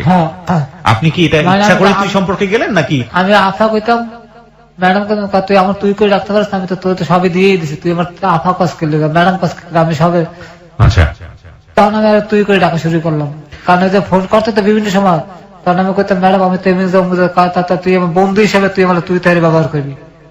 বুঝছেন কথাটা? ওকে, প্রিয় শ্রোতা, আমরা এই জায়গাটায় ছোট্ট একটা বিরতি নেব। আজকে যে ভিকটিম আমাদের এখানে এসছে, ওর নাম ফারুক, এবং this is a very rare case for hello 8920 আমি বলবো, কজ এই ধরনের স্টোরি আমি আমার লাইফে ফার্স্ট শুনলাম এবং আমার জন্য কিছুটা অবিশ্বাস্য ছিল, যদি না আমি যে কথাটা আপনাদেরকে বলছিলাম যে একটি বিদেশি চ্যানেল, টেলিভিশন চ্যানেলের একটা ক্রাইম শোতে আমি এই ধরনের ঘটনা প্রথম দেখি, এবং দেখার পরে ও যখন আমার কাছে প্রথম দিন সরাসরি এসে বলেছে, আমি প্রথম দিন শুনিনি, তো আজকে আমি প্রথম শুনলাম। শোনার পরে আমার কাছে কিছুটা বিশ্বাসযোগ্য হয়েছে, কিন্তু ঘটনা যেভাবে শ্রেণীবিন্যাস হচ্ছে সেখানে না বিশ্বাস করে থাকার কোনো উপায় নেই। অ্যান্ড দিস হ্যাপেন বিকজ এই ধরনের সেক্সুয়াল সিনড্রোম যে কোনো মানুষের মধ্যেই থাকতে পারে। আমরা আসতে চাই ছোট্ট একটা বিরতির পর এই ধরনের ডিসঅর্ডার একটা মানুষকে কতটা পঙ্গু করে দিতে পারে সেটা নিয়ে, এবং একই সাথে যারা একটু সচেতন হওয়ার জায়গা আছে প্রত্যেকেরই, সেই জায়গাটা থেকে একটু হলেও সচেতন হবেন আশা করি আজকের এই স্টোরি শোনার পরে। 5 মিনিটের একটা ব্রেক, ফিরছে ঠিক রাত 1টায়। আর যারা আমাদের গেস্টকে দেখতে চান চলে আসবেন ফেসবুক পেজে। আমার ফেসবুকের ঠিকানা হচ্ছে www.facebook.com/kibriya.rj। আমি আবারও বলছি www.facebook.com/KEBRIA.RJ। পেজটি আছে RJ কিবরিয়া নামে। প্লিজ লাইক দেবেন, লাইক দেওয়ার সঙ্গে সঙ্গে আপনি হ্যালো 8920 মেম্বার হয়ে যাবেন। ক্লোজ আপ মনে করিয়ে দেয় জীবনের দুর্দান্ত কিছু মুহূর্ত। এসব মুহূর্তের দেখা পেতে পেরোতে হয় হাজারো বাধা বিপত্তি। বাধা অতিক্রম করতে গেলে অনেক সময় আসে ব্যর্থতা। চেষ্টা, সাহস, আত্মবিশ্বাস এবং ইচ্ছা শক্তির মাধ্যমেই আমরা জয় করতে পারি সব বাধা, অর্জন করতে পারি জীবনের কিছু দুর্দান্ত মুহূর্ত। ক্লোজ আপ, দুর্দান্ত ফ্রেশনেস বানায় দুর্দান্ত মুহূর্ত। ফিরে আসছি ঠিক 5 মিনিট পর। Close Up presents Hello 8920. Close Up. The closer, the better. 8920. Close Up. The closer, the better. সময় রাত একটা প্রিয় শ্রোতা, আপনাদের সবাইকে আরো একবার ওয়েলকাম করছি ক্লোজ আপ প্রেজেন্টস হ্যালো 8920 তে। আমি আরজি কিবরিয়া রয়েছে আপনার সঙ্গে এবং আপনারা শুনছেন ABC radio FM 89.2। Close up মনে করিয়ে দেয় জীবনের দুর্দান্ত কিছু মুহূর্ত। এসব মুহূর্তের দেখা পেতে পেরোতে হয় হাজারো বাধা বিপত্তি। বাধা অতিক্রম করতে গেলে অনেক সময় আসে ব্যর্থতা। চেষ্টা, সাহস, আত্মবিশ্বাস এবং ইচ্ছা শক্তির মাধ্যমেই আমরা জয় করতে পারি সব বাধা, অর্জন করতে পারি জীবনের কিছু দুর্দান্ত মুহূর্ত। ক্লোজ আপ, দুর্দান্ত ফ্রেশনেস বানায় দুর্দান্ত মুহূর্ত। একটি ঐতিহাসিক দুর্ধর্ষ জীবনের গল্প আজকের এই হেলো 8920 তে প্রেজেন্ট করছি আমরা যেটার প্রচারণা পুরো সপ্তাহ জুড়ে আমাদের এবিসি রেডিওর ফ্যান পেজে এবং একই সাথে আমার যে পেজটি রয়েছে পার্সোনাল পেজ, সেখানে প্রচার চালিয়েছিলাম। আপনারা যারা পেজে আছেন তারা ওখানে মতামত জানিয়েছেন। প্রায় 2 লাখ 3 লাখের মতো মানুষ এই ভিডিওটা আপনারা দেখেছেন এবং আপনারা যারা দেখেননি ওই পেজটিতে গেলে আপনারা ভিডিওটা দেখতে পাবেন এবং আপনাদের মতামতের ভিত্তিতে আজকের এই জীবনের গল্পটি এখানে প্রচার করা হচ্ছে। এবং কথা না বাড়িয়ে আমরা আবার আমাদের গেস্টের কাছে ফিরতে চাই। ফারুক, আমরা যেখানটায় ছিলাম তারপর পরে উনি আমার একদিন মনে করেন 10টার সময় ডাকে বাসায়, সেকেন্ড ডেতে তখন বাসায় দূরে ওষুধ দিল আমার, হে সেম ওষুধ। তো আপনি তখন জিজ্ঞেস করলেন না যে আমি ওষুধটা জিজ্ঞেস করলাম এটা কিসের? খা, তোর টাকার দরকার, তুই খাইতে থাক, তোর সমস্যা কি? আমি আছি না, তোর কোন সমস্যা হলে আমি দেখুন। আমি চিন্তা করলাম যে 4000 টাকার ভাড়া, 5000 টাকার ভাড়া আমি ছাড়িয়ে দেবো ওষুধের লোক, এটা কি ওষুধ খেলে গুরুত্ব দিনে ভাই এই জিনিসটার ভিতরে। পরে আমি খাইলাম, খাওয়ার পরে কারণ তুই এখানে বইয়ে থাকবি, যাবি না। পরে মনে ঘন্টা 2 পর কত শরীর কি আগের মতন হয়েছে, খাওয়া ম্যাডাম গরম হয়ে গেছে, আমি নামতেছি নিচ্ছি। কোন একটা বোরকার মতন কেমন যেন মনে করেন এক পথ কি যেন পড়লো বুঝলাম না, ভিতরে গেছে না বোরকার মতন আর কি। এই পরে গাড়ির মধ্যে উঠলো, উঠতে কালো চল গুলশাটার গল্ফ ক্লাব আছে, গল্ফ ক্লাব গায়ে কারা যেন ফোন দিলে এক মহিলা গাড়িলেন, হ্যাঁ সে কেউ দেখতে সুন্দর কিন্তু বয়স কম। এই মায়ের এক কেজি বিয়ে লয়ে এলো, আই আমার কোলে ব্যাগডালা খুলুন, ব্যাগডালা খুলছি, 12টা বিয়ের গাড়ির মধ্যে উড়ে এলো, উড়ে চলেন। তারপরে বনানে ফেলার উপর দিয়ে ভিতরে একটা ই আছে না, ওই অনেক হাউজিং, ওই জায়গায় মায়ের ওই জায়গায় ভাড়া থাকে, আর বাসায় এলাম। আর গাড়ির মধ্যে ভাই বিয়ার খাইছে, আমার হাতে আমি বিয়ার খাইনি। আমার তো এমনি মনে করেন শরীর মনে আগুন যাইতেছে। পরে বাসায় এলাম, আর পরে আমার রুমে লয়ে গেল। আপনি কি ওষুধের নামটা পুরো সময় কখনো জানতে পেরেছেন যে এটা কি ওষুধ? আপনার দিকে ওষুধটা কিভাবে আসতো? পুরো খোলা অবস্থায় আসতো? খোলা কোনো লেবেল নাই, লেবেল থাকলে আমি চিনি হলাইতে পারতাম। আচ্ছা, ওষুধটা কটা দিত? 2টা দিত আপনাকে? 2টা। কালার কি? সাদা একটা আছে আপনার। কি কালার? মানে কালার সবুজের মতন, কি দিয়ে দেখা না। ঠিক আছে, বলেন, সমস্যা। সবুজ। এটা কি ক্যাপসুল ছিল না ক্যাপসুল সাইজ ছিল? একটা ছিল ক্যাপসুল, একটা ছিল ট্যাবলেট আছে জানেন, মাছের চক্ষু আছে না, মাছের চক্ষুর মতো। ওকে, বলেন তারপর। মাছের চক্ষুর মতো এই 2টা একলা খাওয়াই দিত আমার, নিজে খাওয়াই দিত, খা। আমি কইতাম ম্যাডাম কি হবে আমার এটা খাইয়া? তুই আনন্দ পাইতে আসস, টাকা পাইতে আসস, আর কি চাস? তো জিজ্ঞেস করার দরকার নেই। আর তোর তো এত ভাবার চিন্তা নেই, আর আমি তো আছি, টাকা লাগলো তোর টাকা দেবো। একদিন আমার 1 লাখ টাকা একটা বান্ডিল দিয়েছে, তোর খরচা কর নিয়ে যা, আমি আর টাকা ধরিনি। টাকা ধরেনি কেন? একলা আমার মন পরীক্ষা করতেছে আমার। ও, মানে মনে হয়েছে যে মন পরীক্ষা করছে। আমি আর টাকা টেবিলে টাকা পরিয়ে রয়েছে, আমি টাকা ধরিনি। পরে দুজনে আমার বাসা লয়ে গেল, নিয়ে গরু মাংস আসলো আর রান রুটি এই দিলে আমার খাইতাম, মন বলে আমি খাইছে গুনি। খাওয়ার পরে মনে করেন দুজন আইসে, কেউ গা কাপড় চোপড় ছিল না। আই একটা ইংলিশ ছবির মতন যেগুলো মানুষ ইউজ করে, আমার হেবিলি ইউজ করছে আমারে। আমি তো চুপচাপ মনে করে পড়েছি, ওনার মতন ওটা যেবিলে সাইজ করছে হেবিলি দুজনে মিললে কই করছে। আর কোলে আসতে শান্তি জীবনে কিছু পাবি, আমি তো কথা কইনি। আর ভাড়া পাইতেছে অসুবিধা। ওই ম্যাডাম আবার যাওয়ার সময় দিলাম 2000 টাকা, মানে তোর হিসাবে অনেক খুশি। পরে মনে করেন যে হ্যাঁ বিদে করে দিয়ে আমি গা গোসল দিয়ে আমার ছাড়িয়ে দিল 2টার সময়, খাওয়া দাওয়া ছাড়িয়ে দিল, জ্বালা ফোন দিলে আবি করবো কিন্তু। আর এই ম্যাডাম ফোন দিলে আবি না, আমি ফোন দিলে আবি না, এই ম্যাডাম তো কোনো সব ফোন দিলে আবি না। এই ম্যাডাম কিন্তু ভালো না মানুষ কর, আমাকে সামনে ফোন দিলাম। 2 ম্যাডামের মধ্যে একদিন বাজাবাজি হইলো, আমার ওষুধ খাওয়া দিচ্ছে এই ম্যাডামে, আর ওই ম্যাডাম আমার অ্যাড্রেস লই আমার ওই সিস্টা নেই করছে। নাম আর এই কোথাছে ফারুক নামে একটা ড্রাইভার আছে, আমার মালিক এলে সরাসরি দেখা যাচ্ছে তো আমার ড্রাইভার, আর নাম্বারটা দেন। ওই ম্যাডামের চাল্লা করে আমার নাম্বার হেদার দেয় না। Okay. আর আমি আমার লাগে ডাইরেক্ট কথা ওনার লাগে, ওনার লাগে কথা হয় না। ওকে, পরে আমার নাম্বার হয়ে গেছে, লই আমার কলে তুমি একটু মার্কেটে আইতে পারবা? আমি বললাম আমি তো আপনার চিনি না, আমি সোনালি ম্যাডাম, ওই যে তোমাকে ডাবল করলে হচ্ছে আমি চিনি না। ওকে, তারপর জি ম্যাডাম চিনছি, কিন্তু আপনার নাম্বার পড়েন, আমাকে তোমার আমি স্ট্যান্ডে এসেছিলাম, তোমার মালিককে দিয়েছি। পরে আমি স্কোয়ার মার্কেট একটা রিক্সা লয়ে আই পড়ছি, আর ম্যাডাম রে, ম্যাডামকে আমি একটা পুরানো একটা গাড়ি কিনে আমি তোমার দিয়ে দিই, কিন্তু তুমি আমার লগে থাকবা। রাজি কহিলাম গাড়ি হাতে দেখি, আমি বলছি না ম্যাডাম এত তাড়াতাড়ি আমি ওনার লগে কথা না, ওনারা বাদ দাও, দুজনের ভিতরে টানা লেগে গেল। আপনি ওই মহিলার কাছ থেকে সরে এসে পুলিশে কেন যেতে পারছেন না? ওই যে বাংলাদেশের পুলিশের খবর আপনি জানেন না, আর হাল্লাগা যে সমস্ত লোকের পরিচয়, আমার যে কোনো মামলা আমরা দিয়ে দিতে পারবে, কোনো চক্ষু বুঝা হাল্লা যে সমস্ত লোকের পরিচয় আছে।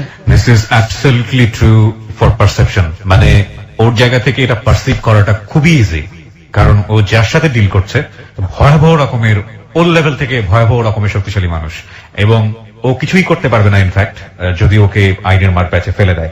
আর এই যে ভিডিওটা করে ওনাকে ভয় দেখিয়েছে প্রথম দিকে, যদি বেশি বাড়াবাড়ি করিস তাহলে এই ভিডিওটা সারা জীবনের জন্য। চিন্তা করে দেখুন প্রযুক্তি আমাদেরকে কতটা বিপদে ফেলতে পারে। এই যে ট্যাবলেট, এটাও একটা প্রযুক্তি, এই যে ভিডিও, এটাও একটা প্রযুক্তি। জি, আপনি বলুন। তারপরে ওনারা দুজন গন্ডগোল লেগে গেছে। দুজনের মধ্যে গন্ডগোল, না আমার কেউ ডাকে না, উনিও ডাকে না উনিও ডাকে না, কিন্তু আমার শরীরে আমার অবস্থা হয়ে গেছে, আমার না কোনো না কেউ নাম আসলে আমার শরীর ঠিক থাকতে আছে না। আচ্ছা, ওষুধ খাওয়ার পর, ওষুধ খাওয়ানোর পর আমি এমনি মনে করেন নারীদের উপরে নিজেই পড়ছি, যেমনটা তেন আমার ওষুধ দেয় না, কিন্তু ওই টাচ আমার শুধু সারাক্ষণ আমার শরীরের ভিতরে মনে করেন যে আমি গুলিস্তানের হোটেল আছে, কারণ আমি এই জায়গায় যাওয়া শুরু করে দিলাম, কদিন পারতেছি না, প্রতিদিন 4 থেকে 5 জনের লোক আমার মেলামেশা করতে হইতেছে, আমার অনেক টাকা নষ্ট হইতেছে। পরে এক পর্যায়ে অনেক লোক আবার মিট হয়, কিন্তু একদিন তুমি একদিন আমি, আবার নিজেদের ভিতরে মিল হয়, মানে একদিন এই মহিলার সঙ্গে আরেকদিন ওই মহিলার সঙ্গে। হ্যাঁ, নিজেদের ভিতরে মনে করেন একটা নিজেরা বইয়ে জিনিসটা করে। মানে আমার একদম ফোন দিয়ে কাকাকে তুই কারে, আপনি কি পারতেন না নিজের ফোনটা বন্ধ করে দিয়ে ঢাকা থেকে পালিয়ে যেতে? বা ভাই আমার তো ইনকাম ছাড়া আর কোনো কাজ জানি না, কোথায় যে চাকরি পেতাম, পারতাম অন্য একটা প্রাইভেট চাকরি নিতে, আর ফোন বন্ধ করে আমার মানুষের কন্ট্যাক্ট ফোনের লাগে, যদি কেউ গাড়ি ভাড়া লাগলো আমার ফোনে আমার যোগাযোগ হয়। মানে ফোনটা বন্ধ করলে তো আপনার এই কন্ট্যাক্টর থাকবে না। ওকে, বলুন তারপর। পরে এখন নিজেকে ভিতরে একটা কন্ট্যাক্ট হয়, এই মনে করেন আমার মরণের দিকে আস্তে আস্তে আমি গেলাম। এখন মনে করেন আমার রেগুলার এই মেডিসিনটা নিতে, রেগুলার মনে করেন হেরাই আমার দিয়ে দিত। মানে মেডিসিনটা কি চেঞ্জ করতেছিল নাকি একটা একই মেডিসিন মনে করেন উনি আবার দিতে কি লাস্টে ঘুরে এলো, নতুন যে ম্যাডাম সোনালী ম্যাডাম, উনি দিল কি একটা সুইং গাম, একটা ট্যাবলেট, একটা সুইং গামটা চাবাইতে হইতো, খাওয়া গিললে হারান যাবে না, চাবাইতে খালি মোহে রাখতে পারে, চাবাইতে হবে, আর এই ফেলান যাবে না। আর ট্যাবলেটটা দিতে মনে করেন পানি লাগে খাওয়া, তারপর সুইং গামটা আস্তে আস্তে চাবাইতে থাকো। সুইং গামটার গায়ে আমেরিকান সিল দেওয়া, ফ্ল্যাগ আছে না, আমেরিকার ফ্ল্যাগ দেওয়া আছে, আমি দেখছি। কিভাবে ওকে অবিশ্বাস করবেন বলুন তারপর।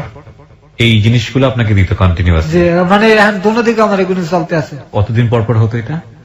মানে ওনার দরকার উনি দিত, ওনার দরকার উনি দিত। সপ্তাহে কয়বার আপনাকে এই ধরনের মেডিসিন নিতে হতো? 4বার তো মনে করেন ধরে 4বার হইবি। অন এভারেজ সপ্তাহে আপনি 4 বার এই ধরনের মেডিসিন নিতেন? জি, মনে করেন বৃহস্পতিবার কত উনি, মানে শুক্রবার উনি, মানে 2টা দিন ওনাকে থাকতে। এবং আপনার সঙ্গে যখন এদের সম্পর্কটা হতো তখন কিরকম, এই আপনি যেটা বলছিলেন প্রথম দিকে 2 ঘন্টা ব্যাপার, এগুলো কি এরকমই? হ্যাঁ, এগুলো 2 ঘন্টা 2.5 ঘন্টা আমার থাকতো, কোনো রকম কমতি না। 2 ঘন্টার ভিতরে আমার কোনো রকম নষ্ট হইতো না। এবং এই 2 ঘন্টা 2.5 ঘন্টা করে ওনাদের সঙ্গে মিশতে হইতো? মিশতে থাকতো, ওনার মতন, মানে সোজা কথা ইংলিশ ছবি। এখানে আপনার কোনো রোল থাকতো না, যা করার ওনারাই করতো, খালি আমি শুয়ে থাকতাম এই বেডে। পরে আস্তে আস্তে মনে করেন আপনি কি বুঝতে পারছিলেন যে আপনার শরীরের মধ্যে একটা পরিবর্তন আসছে, বা হঠাৎ করে আসে নাকি ধীরে ধীরে আসে? না, হঠাৎ করে পায়ে আদিত দিয়ে আমার শক্তি কমে যায়, বইয়ে পড়তো হঠাৎ করে, দাঁড়ায় বেশিক্ষণ আসে না, পাওয়া যায়। কয় মাস পরে বুঝলেন এই সম্পর্কে? 3 মাসের পর মাথায়। 3 মাসের মাথায় আপনি বুঝলেন, তখন কি আপনি কি করলেন বোঝার পর? আমি মনে করেন 500টা ফার্মেসির পরামর্শ পেলাম, আমারে ক্যালসিয়াম ওষুধ দেয়। ফার্মেসিস্টের সাথে, ডাক্তারের সাথে কথা বললেন না? না। কেন বললেন না? ওই ফার্মেসির কথা খুব বিশ্বাস করে, কোনো অসুবিধা হলে আমি হাটদারে যাই। ফার্মেসি, এটা কিন্তু আমরা অনেকেই করি, আমরা ডাক্তারের কাছে না গিয়ে ফার্মাসিস্ট যারা আছে ওদেরকে বলি, ওরা একটা মেডিসিন আমাদেরকে দিয়ে দেয় এবং সেটা আমরা বিশ্বাসে ঘিরে ফেলি। মেডিসিনের রিয়াকশন যে কতটা ভয়াবহ রে ভাই, আপনারা প্লিজ ডাক্তারের পরামর্শ ছাড়া কারো কাছ থেকে, ইভেন অনেকেই এটা করেন যে একটা সময় একটা ওষুধ দিয়ে দিয়েছে, ওটা দিয়ে ভালো হয়েছে 2 বছর আগে, সুতরাং 2 বছর পরে একই প্রবলেম দেখেছে, ওই ওষুধ খেয়েছে এবং এটা রিয়াকশন ভয়াবহ হয়েছে। অনেকেই এই ভুলটাও করেন, প্লিজ এটা করবেন না। ডাক্তারের পরামর্শ ছাড়া কিছুই নেবেন না, এবং ডাক্তারের পরামর্শ নেওয়া ইদানিং অনেক ইজি হয়ে গেছে, সুতরাং প্লিজ এই কাজটা করবেন না। ফার্মাসিস্টের পরামর্শ তো অবশ্যই নয়, কারণ তারা মেডিসিন বিশেষজ্ঞ না, সুতরাং তাদের কাছ থেকে পরামর্শ নেওয়ার কোনো মানেই হয় না। বলুন, আপনি এটা করতেন? হ্যাঁ। ক্যালসিয়াম ট্যাবলেট দিল, ক্যালসিয়াম ট্যাবলেট খাওয়া শুরু ক্যালসিয়াম ওই B54 আর সিবিট এগুলি সবসময় কন্টিনিউ দিল আমার, B54 আর সিবিট নাম, ওষুধের নামটা মনে আপনি কি আছে। তখন কি বুঝতে পারছিলেন যে আপনি যে এই যে ওভারডোজ সেক্সুয়াল মেডিসিন নিচ্ছেন সেটার কারণে আপনার এরকম হচ্ছে, তখন কি হ্যাঁ। বুঝতে পারছেন এটা? ওই ফার্মেসিয়ার আমার কইছে যে আপনি এত যাইন না মানুষের দ্বারে, আমি ওনারা কইলাম জিনিসটা ওই একটু হালকা একটু টাচ দিলাম যে ভাই আমি যে দুই মহিলা ছাড়াও কি আপনি ওই যে হোটেল টোটেল গুলোতে যেতেন? হ্যাঁ মাঝে মাঝে আমার প্রায় সময় মনে করেন যখন থেকে আমার উঠতে গেছে তখন আমি দৌড়তে হেঁটে কাছাকাছি, তো গুলিস্তান আমার স্টেশন কাছাকাছি। মানে এই দুই মহিলা ছাড়াও আপনি অন্যান্য মহিলার সাথে মিশতেন ওই সময়টাতে? হ্যাঁ। আচ্ছা, তো আপনি এটা বুঝতে পারলেন, বুঝতে পারার পরে আপনি কি করলেন? শুধু এই আয়রন ট্যাবলেটটাই খেয়ে গেলেন? আপনি ওনাদেরকে বলতে পারতেন না যে আমার সমস্যা হচ্ছে শরীরে? আমি ওই ম্যাডামের কথা কেন কম, কিন্তু ওনার কথা বললাম। মানে সেকেন্ড ম্যাডামকে বললেন? হ্যাঁ, বলেন। ম্যাডাম আমার ঠ্যাং ঠুং তো ভাঙ্গে শুয়ে, আমি তো আসতে পারি না এখন, ঠিক মতন শক্তি পাই না। আর তারা তোর একটা মেডিসিন আমি আনাই দিতে আসি, এটা খালি ঠিক হয়ে যাবে, কিন্তু অর্ধেক তুই যাইতে পারবি না, একদিকে থাক পারি না, তুই কিন্তু পঙ্গু হয়ে যাবে। উনি আমার এই শব্দটা কইছিল যে তুই কিন্তু পঙ্গু হয়ে যাবি দুদিকে ধরলে, আমি তোর মেডিসিনটা আনাই দিতে আসি তোর। ওই মহিলা আপনাকে টাকা দিত? হ্যাঁ, দোনো আমার টাকার খেলা খেলে বাইরে, বিশেষ করে না টাকা আইতেই আছে দোনো দিক দিয়ে, না আছে তুই টাকা। আর আমি তো মনে করি টাকা পেয়ে তো মনে করি সব ভুলে গেছি, মানে সংসারে যেটা পাইতাম সেটা তো মনে করতে পাইতে আছে, টাকা পেতে কোনো কিছু মাথায় নাই? কোনো মাথায় নেই। আর গাড়ি ভাড়া হইতেছে, আমার চাকরি খারাপ, আমার চাকরিতে কোনো সমস্যা নেই, সবকিছুই পাচ্ছে না? সব আমার সব ঠিক আছে।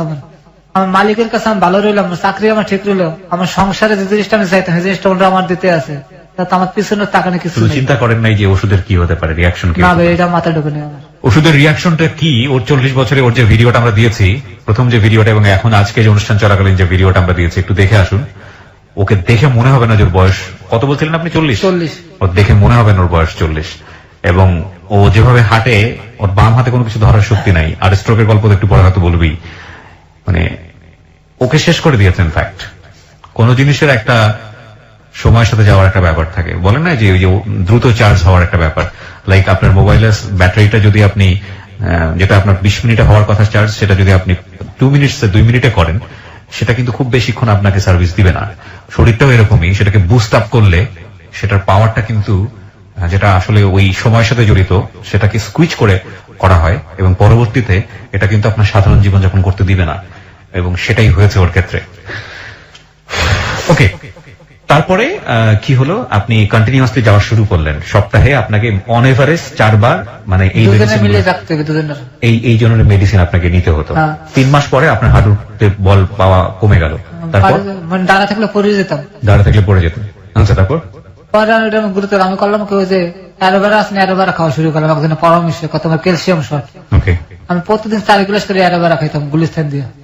অ্যালোভেরা মানে যে ম্যাক্স হ্যাঁ করে দেয়, যে হ্যাঁ, রাস্তায় যেটা লোদ ঘৃত কুমারী বলে অনেকে, হ্যাঁ। যেটাকে মানে পিচ্ছিল যেটা বলে, হ্যাঁ, এটা খাওয়া শুরু করলেন। এটা খাওয়া শুরু খালে আপনার স্ট্যামিনা বাড়বে, বলতেছে যে পার ক্যালসিয়াম ফিরিয়ে যাবে।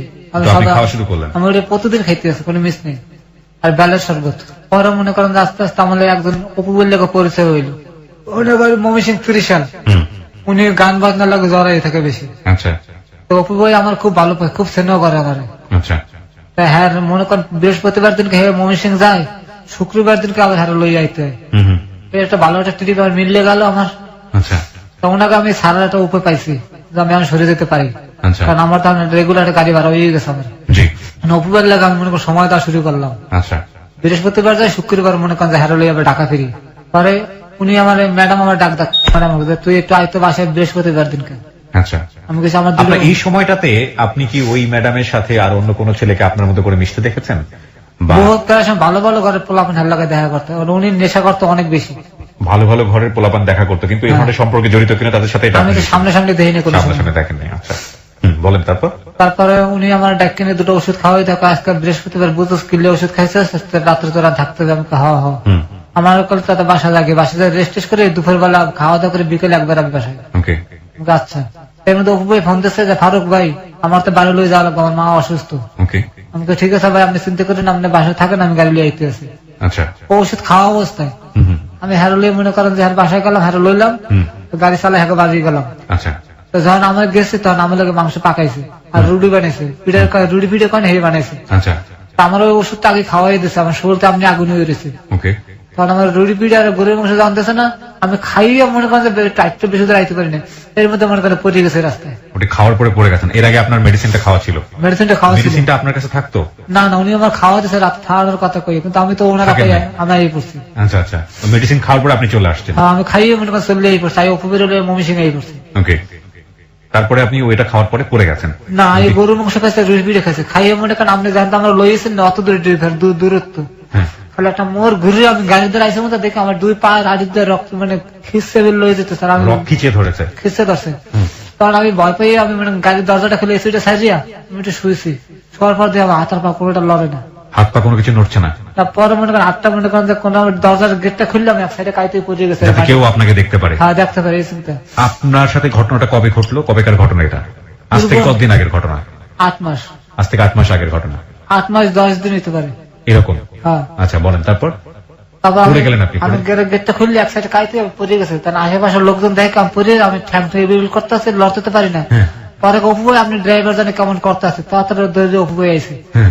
আর ফারুক ভাই কি হয়েছে আপনার? মাথা পানি ফুনি দিয়ে একটা প্রেশারের ওষুধ খাওয়াই দিলে আমার লই গেল ময়মনসিং মেডিকেলে, আচ্ছা। ব্যান্ড গাড়িতে করে নেওয়ার পর আমার কিচ্ছু লাগে না ভাই, বিশ্বাস করেন। আমি মেডিকেল নেওয়ার পরে আমার দুটো থেরাপি দিলে ওই ডাক্তার ম্যাডামই রেভিল করলার জাগান থেকে জাগাইছি, আমার ঠ্যাং শক্তি পড়ছে। আর আমি তো আটটা ওকে কি স্টক করলেন আপনি? আমার তো আমি ভয় পাওয়া দিয়েছেন আপনি। তার মধ্যে মালিককে ফোন দিতে, হে একটা গাড়ি লই আই পড়ছে, আমাদের গাড়ি বহুত গাড়ি হয়, হে আই পড়ছে, কই কই তোমার কি মেয়ে এত দূর তো খবর দিয়ে লোকজন লই এলা। পরে আমার কিছু হইলো না, আমি আবার হারলে ঢাকাই করলাম। ডাক্তার আপনাকে টেস্ট দিল না? ওখানে সেটিক চলতেছিল, আর ঘটনা তো শুক্রবার কথা বন্ধ, আচ্ছা। বৃহস্পতিবার কথা শুক্রবার তো আমার স্টক হলো সিটি স্ক্যান? সিটি স্ক্যান, হ্যাঁ ব্রেনের, কিন্তু এগুলো অনেক বন্ধ, কোনো খোলা নেই, খালি হাই দিতেছে। ইসিজিটা পারছিলাম 80 টাকা লাগছে, ওইখানে করে ফেললেন তো? ইসিজিটা রিপোর্ট ভালো ছিল আমার, হার্টের আর কোনো report? সমস্যা ছিল না। আচ্ছা। পরে মনে করেন আমি আইলাম, আইয়া মনে করেন ঢাকা আইলাম, আর পর ওই ম্যাডাম যে ইস্যু ম্যাডাম ফোন দিছে, তুমি এগুলো সিটেরে করলে কামা করলাম। তারপর আমি বললাম যে ম্যাডাম একটা মিথ্যা কথা করলাম, আমার বাড়ি একটা অসুস্থ ছিল, যাক তুমি আমার আপন লোক, তোমার কথা বিশ্বাস করতে হইবে। পরে ওই ম্যাডাম এসে আমার লোক রাগে ঢুকে, পরে আবার ঠান্ডা হয়ে গেল, ঠিক আছে তুমি আমার বাসায় আও। বাসায় গেলাম, হারলাম, সারা রাত্র রইলাম ওই জায়গা। পরদিন আমার সারিয়ে দিল, আমি স্টানে আইলাম, আর পরে আমার স্টানে সবাই মোটামুটি জানাজানি হয়ে গেল জিনিসটা। মানে আমার বন্ধু মহলার যারা আছে মোটামুটি এক কান দুই কান করে মনে করি সরাই গেছে, ফারুক আগের ফারুক নাই, নষ্ট হয়ে গেছে, ও আর হোটেলে যাওয়া যাচ্ছে। মানে আস্তে আস্তে জানলো কিভাবে জিনিসটা? মানে আমার মতন তো বহুত লোক হোটেলে যায়, হয়তো কেউ আমার দেখে ফেলাইছে। আচ্ছা। আমি পলাই গেছি ঠিক আছে, কিন্তু আমার মতো অনেকে তো হয়নি যায়। আচ্ছা। ফারুক আর ভালো নাই, ও নষ্ট হয়ে গেছে, ও খারাপ হয়ে গেছে।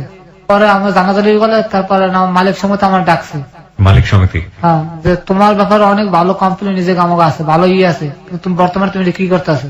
তুমি বাড়ি চলে যাও, চাকরি করো না, কদিন রেস্ট করে তারপর আও। পরে আমি বললাম যে আমার মাফ করে দেন, এবারের মতন আমি আর কোনো সময় এই কাজ করবো না, কাজটা মাফ করে দিলাম। আমার তো একটা ইউনিয়ন আছে, পরে আমার কাছে ইউনিয়ন আছে, আমার হাতে উড়িয়ে দিয়েছে যে আপনি ফারুকের কি বিচার করবেন করেন, ফারুক আজকাল ওদিকে যাওয়া শুরু করছে, তখন বদনাম করতে আছে। পরে আমার বলে সত্যি ঘটনা কথা, ওদের কি লেগে যাচ্ছে। তবে আমি সভাপতির বললাম যে ভাই এই ঘটনা আমার লোক ঘটতে আসলো, কারণ আমি তো ভাই বিপদে পড়ে, আমি নিজের দিয়ে কিছু করতে আসলাম, মন দিয়ে আমি ইচ্ছে করে করতে আসলাম, ঐতিহাসিক আছে। মানে ওই ভদ্র মহিলা দুইজনের ঘটনা বললেন? একজনের কথা কইছি। একজনের কথা বললেন, যে মহিলা আপনাকে বাধ্য করছে? প্রথম যার কথা কইলাম। আচ্ছা। পরে করলাম কি ঠিক আছে আমি ব্যবস্থা নেব, তুই বদলে তোর জন্য ম্যাডামের জন্য ডাকবেন না, তুই আমার ডিউটিটা আমার দিবি। আমার সভাপতি কইলো, আমি বললো হ্যাঁ তুমি আমার ডিউটি এতক্ষণ তুমি মারিয়ে খাইতেছো আমার এখন। মানে ডিউটি সে চাইলো আপনার কাছ থেকে? ঠিক আছে তোর যাতে এগুলো করতে, আমার ডিউটিটা দে, তুই যে কত পারে আমি দেখুন, তোর যাওয়া লাগবে না, তুই রেস্টে থাক। আমার চেয়ার শুয়ে ভাইয়া হিরোইন্সের মতন হয়ে গেল কিছুদিনের ভিতরে। এখন তো মোটামুটি দেখান, আমি এগুলো আসলাম না, আরো খারাপ হয়ে গেছিল, আমার আড্ডিতে বাইরে গেছিল। এই সবার নজরে পড়ছে যে কি পুরো কি হয়ে গেল, তুই হিরোইন, মানে সবার মুহে মুহে আমি নেশা করতেছি সমানে। বিরতি নিতে চাই প্রিয় শ্রোতা আরো একবার।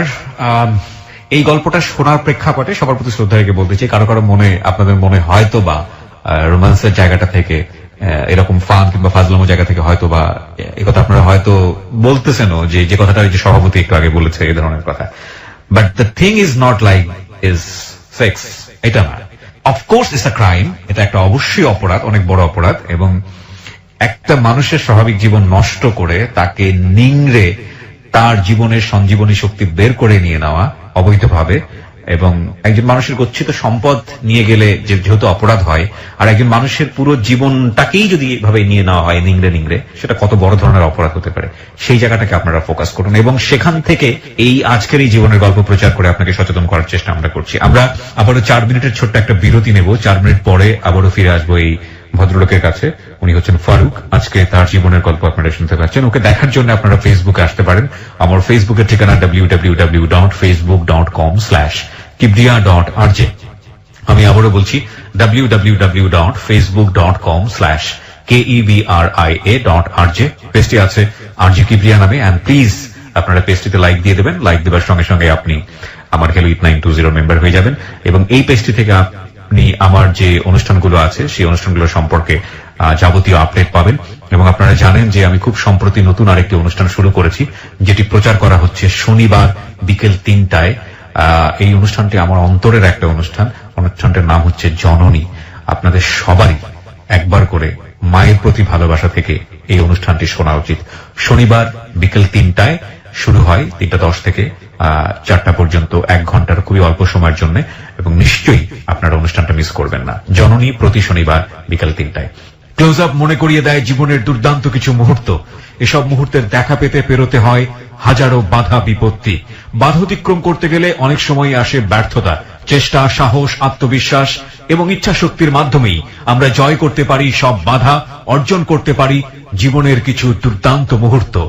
ক্লোজ আপ দুর্দান্ত ফ্রেশনেস বানায় দুর্দান্ত মুহূর্ত। ফিরবো ঠিক 4 মিনিট পর। Close Up presents Hello 8920. Close Up. The closer, the better. প্রিয় শ্রোতা, আমরা আবারও স্বাগত জানাচ্ছি আপনাকে ক্লোজ আপ প্রেজেন্স হেলো 8920 তে। ফারুক রয়েছে আজকে জীবনের গল্প বলার জন্য। ক্লোজ আপ মনে করিয়ে দেয় জীবনের দুর্দান্ত কিছু মুহূর্ত। এসব মুহূর্তের দেখা পেতে পেরোতে হয় হাজারো বাধা বিপত্তি। বাধা অতিক্রম করতে গেলে অনেক সময় আসে ব্যর্থতা। চেষ্টা, সাহস, আত্মবিশ্বাস এবং ইচ্ছা শক্তির মাধ্যমেই আমরা জয় করতে পারি সব বাধা, অর্জন করতে পারি জীবনের কিছু দুর্দান্ত মুহূর্ত। ক্লোজ আপ দুর্দান্ত ফ্রেশনেস বানায় দুর্দান্ত মুহূর্ত। ফারুকের কাছে যাবার আগে আপনাদেরকে বলতে চাই, আপনারা নিশ্চয়ই জানেন জীবনের গল্প 2 বইটি বাজারে পাওয়া যাচ্ছে এবং আপনি যদি বইটি সংগ্রহ করতে চান তাহলে ফোন করবেন 16297 এই নম্বরে। আমি আবারও বলছি 16297 এই নম্বরে। বইটি আপনি রকমারি.com থেকে কালেক্ট করতে পারবেন মাত্র 150 টাকায়। হ্যাঁ, আমরা ফারুক কথা না বাড়িয়ে আবারও আপনার কাছে ফিরছি। তারপর সভাপতি করলে আমি রাজি হলাম, শুনছিলাম প্রতিদিন আমার 1,500 টাকা নষ্ট হইতেছে। আমি কোন রকমের আমি লাগালাগ মিথ্যা কথা শুরু করলাম যে না, আমি এই সময়ের মধ্যে নাই, কান ধরলাম। আপনারা যত দিকে আমার ধ্যানটা ঠ্যাং পিঠে ভেঙে গেলাই দিন, আর লোক ফিট করে দিতে আমার অনেক পাইতাম, আটকে পুলিশে দিয়ে দেবে, আমি হোটেল বাদ দিয়ে দিলাম। ওনাগুলো পড়ে পেলাম আমি, আমার প্রতিদিন 1,500 টাকা আমি নষ্ট করতে রাজি না। পরে এক পর্যায়ে ওই ম্যাডামে যে প্রথম যে ম্যাডাম নিল, উনি মনে হয় বাইরে চলে গেল। উনি তো এনজিওর লোক জড়িত, দেশের বাইরে চলে গেল। আমার জন্য যাইবে, আমার ডাকছে এয়ারপোর্টে। উনি যে যাইবে আমার কয় উনি, উনি ব্যাগটা গাড়িতে উঠে গেছিল এয়ারপোর্ট। চলো এয়ারপোর্ট আইলাম, আমি গাড়িতে যে আমার যে ঘটনা গুলি করছে এগুলো আপনারা কইতেছি। দেখ, আমি তোরা ভালো চাই, তুই বেশি করিস না, তোর জীবনটাকে তুই খুয়াবি, তোর ভালো চাই দেখে আমি আইলে তোর লোক ভালো জিনিস তুই খাইলে আবার ঠিক হয়ে যাবি, তোর চেয়ার সব ঠিক হয়ে যাবে। তারপর তোর আমি বাইরে চিকিৎসার লোক পাঠাবো, তুই ম্যাডামের দ্বারা আর যাবি না, তোর কিন্তু ম্যাডাম পঙ্গু বানিয়ে হেলাইবে। উনি কথা কিন্তু আমি জিনিসটা বুঝতে পারতে পারিনি ভাই, নলেজে ঢুকে নি আমার। হ্যাঁ, তোর আমি কিছু টাকা দিয়ে যেতেছে, তুই 1 মাস ফুল ঘরের মধ্যে খাবি আর ঘুমাবি, কোথাও যাবি না। উনি আমার 20,000 টাকা দিয়ে গেল। আমি জানি হুনি তোর তোর পিছনে কিন্তু আমার লোক লাগাই না থাকবে। উনি যা করলো সবে হা করে গেলাম। তারপর উনি গেল গিয়া স্টকটা আমি করে ঢাকা মেডিকেলে যাওয়া লাগছে। ওই ম্যাডাম আমি একটা ফোন দিয়েছিলাম, দ্বিতীয় ম্যাডাম আমি তো স্টক করছি, আমি তো ঢাকা মেডিকেলে। তুই কোনো চিন্তা, তোর যত চিকিৎসা যত টাকা লাগে আমি দেবো, থাক। এই রাত্রে বলে কথা কথা, সকালবেলা ঠিক উনি আইসি, একটা বোর কাপড় আমার পাশে খারাইছে, আমি চিনতে পারিনি। উনি আমার অনেকক্ষণ ধরে আমার টাকা দিল, আমার নাকমুর দিকে দেখে মাথা রেবুল করে চলে গেল, কিন্তু আমি চেহারা দেখতে পারিনি, চক্ষু দেখছে খালি। কত সে রাত্রে, আর ওই সময় আমার বউ আমার লগে। মানে জানতো যে আপনি ধরনের পেশার সঙ্গে জড়িত আছেন? না না না, হাল্লা তো আমার কোনো সম্পর্কই নাই না। ইউনিয়নে তখন আমি স্টেপ করছি, তখন লগালগ আমি মনে করি মানে খুব কাছের মনে করি, এখন ফোন দিয়েছে রাত্রি যে ভাই আমার শরীরের অবস্থায় বিলে। আর সকালবেলা আমার বাসায় পড়ছে, সিএনজিতে করে আমার ঢাকা মেডিকেল লইছে। এটা কি আপনার সেকেন্ড টাইম স্ট্রোক? জি জি, সেকেন্ড টাইম স্ট্রোক। ওকে তখন ওই যে আমাকে ইউনিয়নে কাগজপত্র দেওয়া থাকে আর সবার আপন জনের নাম্বার টাম্বার মোবাইল নাম্বার এটার মধ্যে দেওয়া থাকে। ওকে তো আমার ওই সময় আমার বোন নাম্বার দেওয়া আসলো আমার, ওকে হিসেবে তো আমার ডিভোর্স হয়নি। ওকে ওই কাগজপত্রের মধ্যে ওই নাম্বার খুঁজতে পারবে, ছোট ভাইয়ের নাম্বার এই সব পাইছে। ওই সবার ফোন দিছে, বাড়িতে যখন ফোন দিছে তখন আমার মা মনে করছে আমার কাছে অনেক টাকা আছে, আর এটা আমি জিরো, কিছু নেই আমার লাগে। ওকে পর আমার বোন লাগে আমার মাল লাগে বাজাবাজি হলো মেডিকেলে বই, ওকে বই করে এখানে চিকিৎসা করা আমার স্বামী তালাক দিতে কি হয়েছে আমি হারে ছাড়বো না। আর মা গা তোর আর বিশেষ করে তুই এত এত কাহিনী করছিস আমার পোলার লাগে, আমি আমার পোলা নিয়ে ঢাকা নিয়ে বরিশাল নিয়ে চিকিৎসা করাবো, লাগলো দুজনের ভিতরে। ডাক্তারে আমার নাম করতে দিল যে আপনাকে ঝগড়া লাগে আশেপাশে রোগীর অসুবিধা হয়েছে আছে, আপনি রোগী লয়ে যান। পরে আমার বরিশাল লয়ে গেল, নিয়ে আমার মনে করেন যে এই বরিশালে যাওয়ার পর মনে করেন হলো শুরু হলো অত্যাচার। ওকে আবার সে অত্যাচার। মায় বাপে কইতেছে যারা মসজিদের সামনে হালায় হালার ফলে অনেক অন্যায় করছে জীবনে, মানুষের নামাজ পড়ে যাইবে আর দোয়া করবে, এই পাপের ফসল। মানুষের ভালো মানুষের অনেক এগুলো প্রায় জায়গায় হারা গেছে পাপিষ্ট, মসজিদের সামনে হয়তো মানুষের যাইবে আর দোয়া করবে, এতে ভালো হয়ে যাবে। এটা আপনার এলাকার লোকজন বললো? আমার বাপে বললো। আপনার বাপে বললো এটা? হ্যাঁ। পরে মাই রাজি হইলো, পরে একটা তেরফল মসজিদের ঠিক দরজাটার সামনে হলো রোদের মধ্যে শুয়ে তার আমির মধ্যে হইয়ে থাকতাম। বাগামারের তেল আসলো, তেল তেল সাপের তেল, এতে আমার পাউডার আপনি দেখাতে পারলো একটু বুঝতেন ভাইয়া। এই দেখান পড়ছে কেমন ঠান্ডা রে, একটু একটা মিনিট। হ্যাঁ দেখতে পাচ্ছি। দেখছেন পুড়িয়ে ফেলার সময় ওই তেল মেখে রোদের মধ্যে হালা চামড়া ফুললে উঠতো আমার, ওই তেল দেওয়ার পরে চামড়া ফুললে ঠোঁস ধরে উঠতো, পানির লোকে সিলেতাম কেউ একটু দাঁড়াইতো না। পরে ভাইয়া আমার খুব খারাপ লাগতেছিল যে আমার হার্টের মধ্যে আস্তে আস্তে ব্যথা শুরু হয়ে গেল, এই দেখে জিনিসপত্র দেখে কোথাও আমার মেডিকেলে ভর্তি করবে। আমার বউটার আমি খারাপ করে ভালো করে করছে জানেন, আমার ইউনিয়ন থেকে টাকা উড়েছে। হ্যাঁ, ও আই আমার চিকিৎসার দায়ভার লইল যে আমার স্বামীর আমার হালাত ডিভোর্স হয়েছে, হোক একটা মানুষরা বাঁচানোর চেষ্টা করে যাই। পরে ওই 4,000 টাকা দেওয়ার দ্বারা আমি জানি না, ওকে তোমার সমিতি দিয়ে 4,000 টাকা দিছে। আচ্ছা আমি ওই আগের কথা ভুলে গেলাম, যা ও আমার পাশে দাঁড়াইছে তো। ওকে পরে 4,000 টাকা সিটি স্ক্যান করলে, রক্ত পরীক্ষা করলে, আমার সবাই ধরে নিয়েছে যে আমার অন্য কোনো রোগ হয়েছে, প্রবলেম আছে। হ্যাঁ। পরে রক্ত পরীক্ষার মধ্যে কিচ্ছু পাইল না, ফ্রেশ। আচ্ছা আমি ভয় পেয়ে গেছিলাম রক্ত পরীক্ষার কথা হইনি, কারণ পাওয়ার যদি যায় কিছু একটা। হ্যাঁ পরে আমার ওষুধ পানি কিনে টেন দিয়ে আমার বউ আমার গেল গিয়া, আবার চলে গেল। হ্যাঁ চলে গেল, হ্যাঁ মতো চলে গেল। ওকে সবাই সবাই আমার মনে মধ্যে একটা সন্দেহ থাকলে কি আমার মনে ক্যালসিয়াম শর্ট হয়ে গেছে। আচ্ছা। মায়ের বলে মা আমার একটা পুঁই শাক আর ঢ্যাঁড়স খাওয়া খালি, পুঁইশাকের ঢ্যাঁড়স। হ্যাঁ এই দুইটা জিনিস আমার কারণে কোনো লজ্জত মজ্জত নেই। হ্যাঁ আমি তো মনে করি একটা কথা করলে লাগালে কথাটা এমন ভাবে কয় আমার খুব কষ্ট লাগে মনের ভিতরে। আচ্ছা আমি করলে মা আমার ভাত নরম করে আমি চাবাইতে পারি, আমি কথা কইতে পারি, কথা কইতে পারিনি, এত বেশি দুর্বল হয়ে গেলেন আপনি? এত দুর্বল হয়ে গেলাম। ওকে আমি ভাত খালে মুখটা পড়ে যেত, মারে করলে মা নরম করে ভাত রাঁধতে আমি গিলে যেতে পারি, আচ্ছা আচ্ছা কোনো সারা পেলাম না। মানে কি যে শুরু হলো যে আমি মনে করি বাংলা ছবির ভিতরে অভিনয় করতে আছি। ওকে পরে পাশের পাশের এক মহিলা এ করে, দেখ ভাই তুই এনে থাকো, তোর জীবন দাঁড়াবে, তুই টাকার বান্ধব টাকা যা, মরিয়ে গেলে তুই আল্লাহর দুনিয়া, ওখানে মানুষ পাবি, তোর দাফন করে দেবে যা, আর এনে থাকলে তোর লাশটারা পচাইবে, তুই থাকিস না। তখন আমার এলাকার দাদা বসে এক লোক মারা গেছে, একটা লাড়ি এসেছিল, লাড়িটা আমার হাঁটতে দিয়েছে, লাড়িটা লইয়ে গেল, এখন তার আমি হাঁটতে পারি না। ওকে ওকে পরে আমি চিন্তা করলাম আজকে আমি ঢাকা লঞ্চে উঠবই, তার মালিক সমিতি দিয়ে আমার গোপনে 1,000 টাকা এক বন্ধু পাঠাইছিল, যদি কিনে খাইতে পেয়েন, ওই 1,000 টাকা আমার লগে আসছিল। ওই সময়টাতে যে ভদ্র যারা এই কাজটা করছিল ওরা কোথায়, দেশের বাইরে? না, একজন দেশে, আর একজন তো গেছে কি, আরেকজন দেখেই ভেগেছে। হ্যাঁ আপনার সঙ্গে আর কোনো যোগাযোগ রাখেন? মেডিকেল দেখে তো পলাইলো, মানে আমি খালি চোখ দেখছি আর বুঝতে বাকিটুকু বোঝেন নেই? আমার তো স্ট্রোক করা, মাথায় কতটা বুঝতে পারতেছি না। ওটা দেখেই সে পালিয়ে গেছে? হ্যাঁ, মানে আমার দিকে তাকাই খালি মাথা রেবিল করলো, যদি কথাবার্তা না বলে, মানে চিনছো এটা যেন না বলে। হ্যাঁ রেবিল করে আমার পাশে তোমার বই স্টিল বই রয়েছে, আমার ছোট বাচ্চার বুকের মধ্যে, মানে ইশারা দিল যে তুমি আমাকে দেখছো, এটা বুঝায়ও না, মানে মাথা ঝুলে চলে গেল, আর যাওয়ার সময় খালি রেবিল করলো যে থাকো থাকো। তা মনে করলাম যে পরে মনে করছে যে লোক কিছু একটা হেল্প পাঠাবে বা কিছু একটা বলবে। কিন্তু এরপর তো নাম করতে লইয়ে গেল, হইলো না। তারপর তারপর তার বরিশাল নিয়ে মনে করেন ট্রিটমেন্ট হচ্ছে, তা বরিশালের গল্পই বলতেছিলেন, তারপর কি হলো? বরিশাল নিয়ে আমাদের এই অবস্থা। পরে আমার ওই বন্ধুর 1,000 টাকা দিয়েছিল আমার দ্বারা, এই বিকাশ করে এই টাকা নাম্পা করে আসলো। আমার পাশের সামনে কদু গাছে, যাহা বুঝেন যে কদু গাছের জাংলা বলে এটাকে। হ্যাঁ পর্দাটা বাঁশ খুললিয়া, তারপর আমি মনে করছি আমার একটা বাঁশ খুলে দেন তো ভাই, একজন একটা বাঁশ খুলে দিচ্ছে, আমি বাঁশ লইয়া ব্যাগ কান্দে ঝুলাইয়া ওই বাঁশের উপর ভর দিয়ে হাঁটতে ভর দিয়ে আমি লঞ্চ হয়েছি। লঞ্চে আসছেন? হ্যাঁ আসে লঞ্চে উঠছি অনেক কষ্ট করে, আপরে লঞ্চে উঠছি। পরে লঞ্চে উঠলাম, লঞ্চে টাকা এলাম, টাকা স্ট্যান্ড আবার আছে, জানি গাড়ি ছিল ওরা দেখে তো অবাক যে তুই এই কেমনে এলি।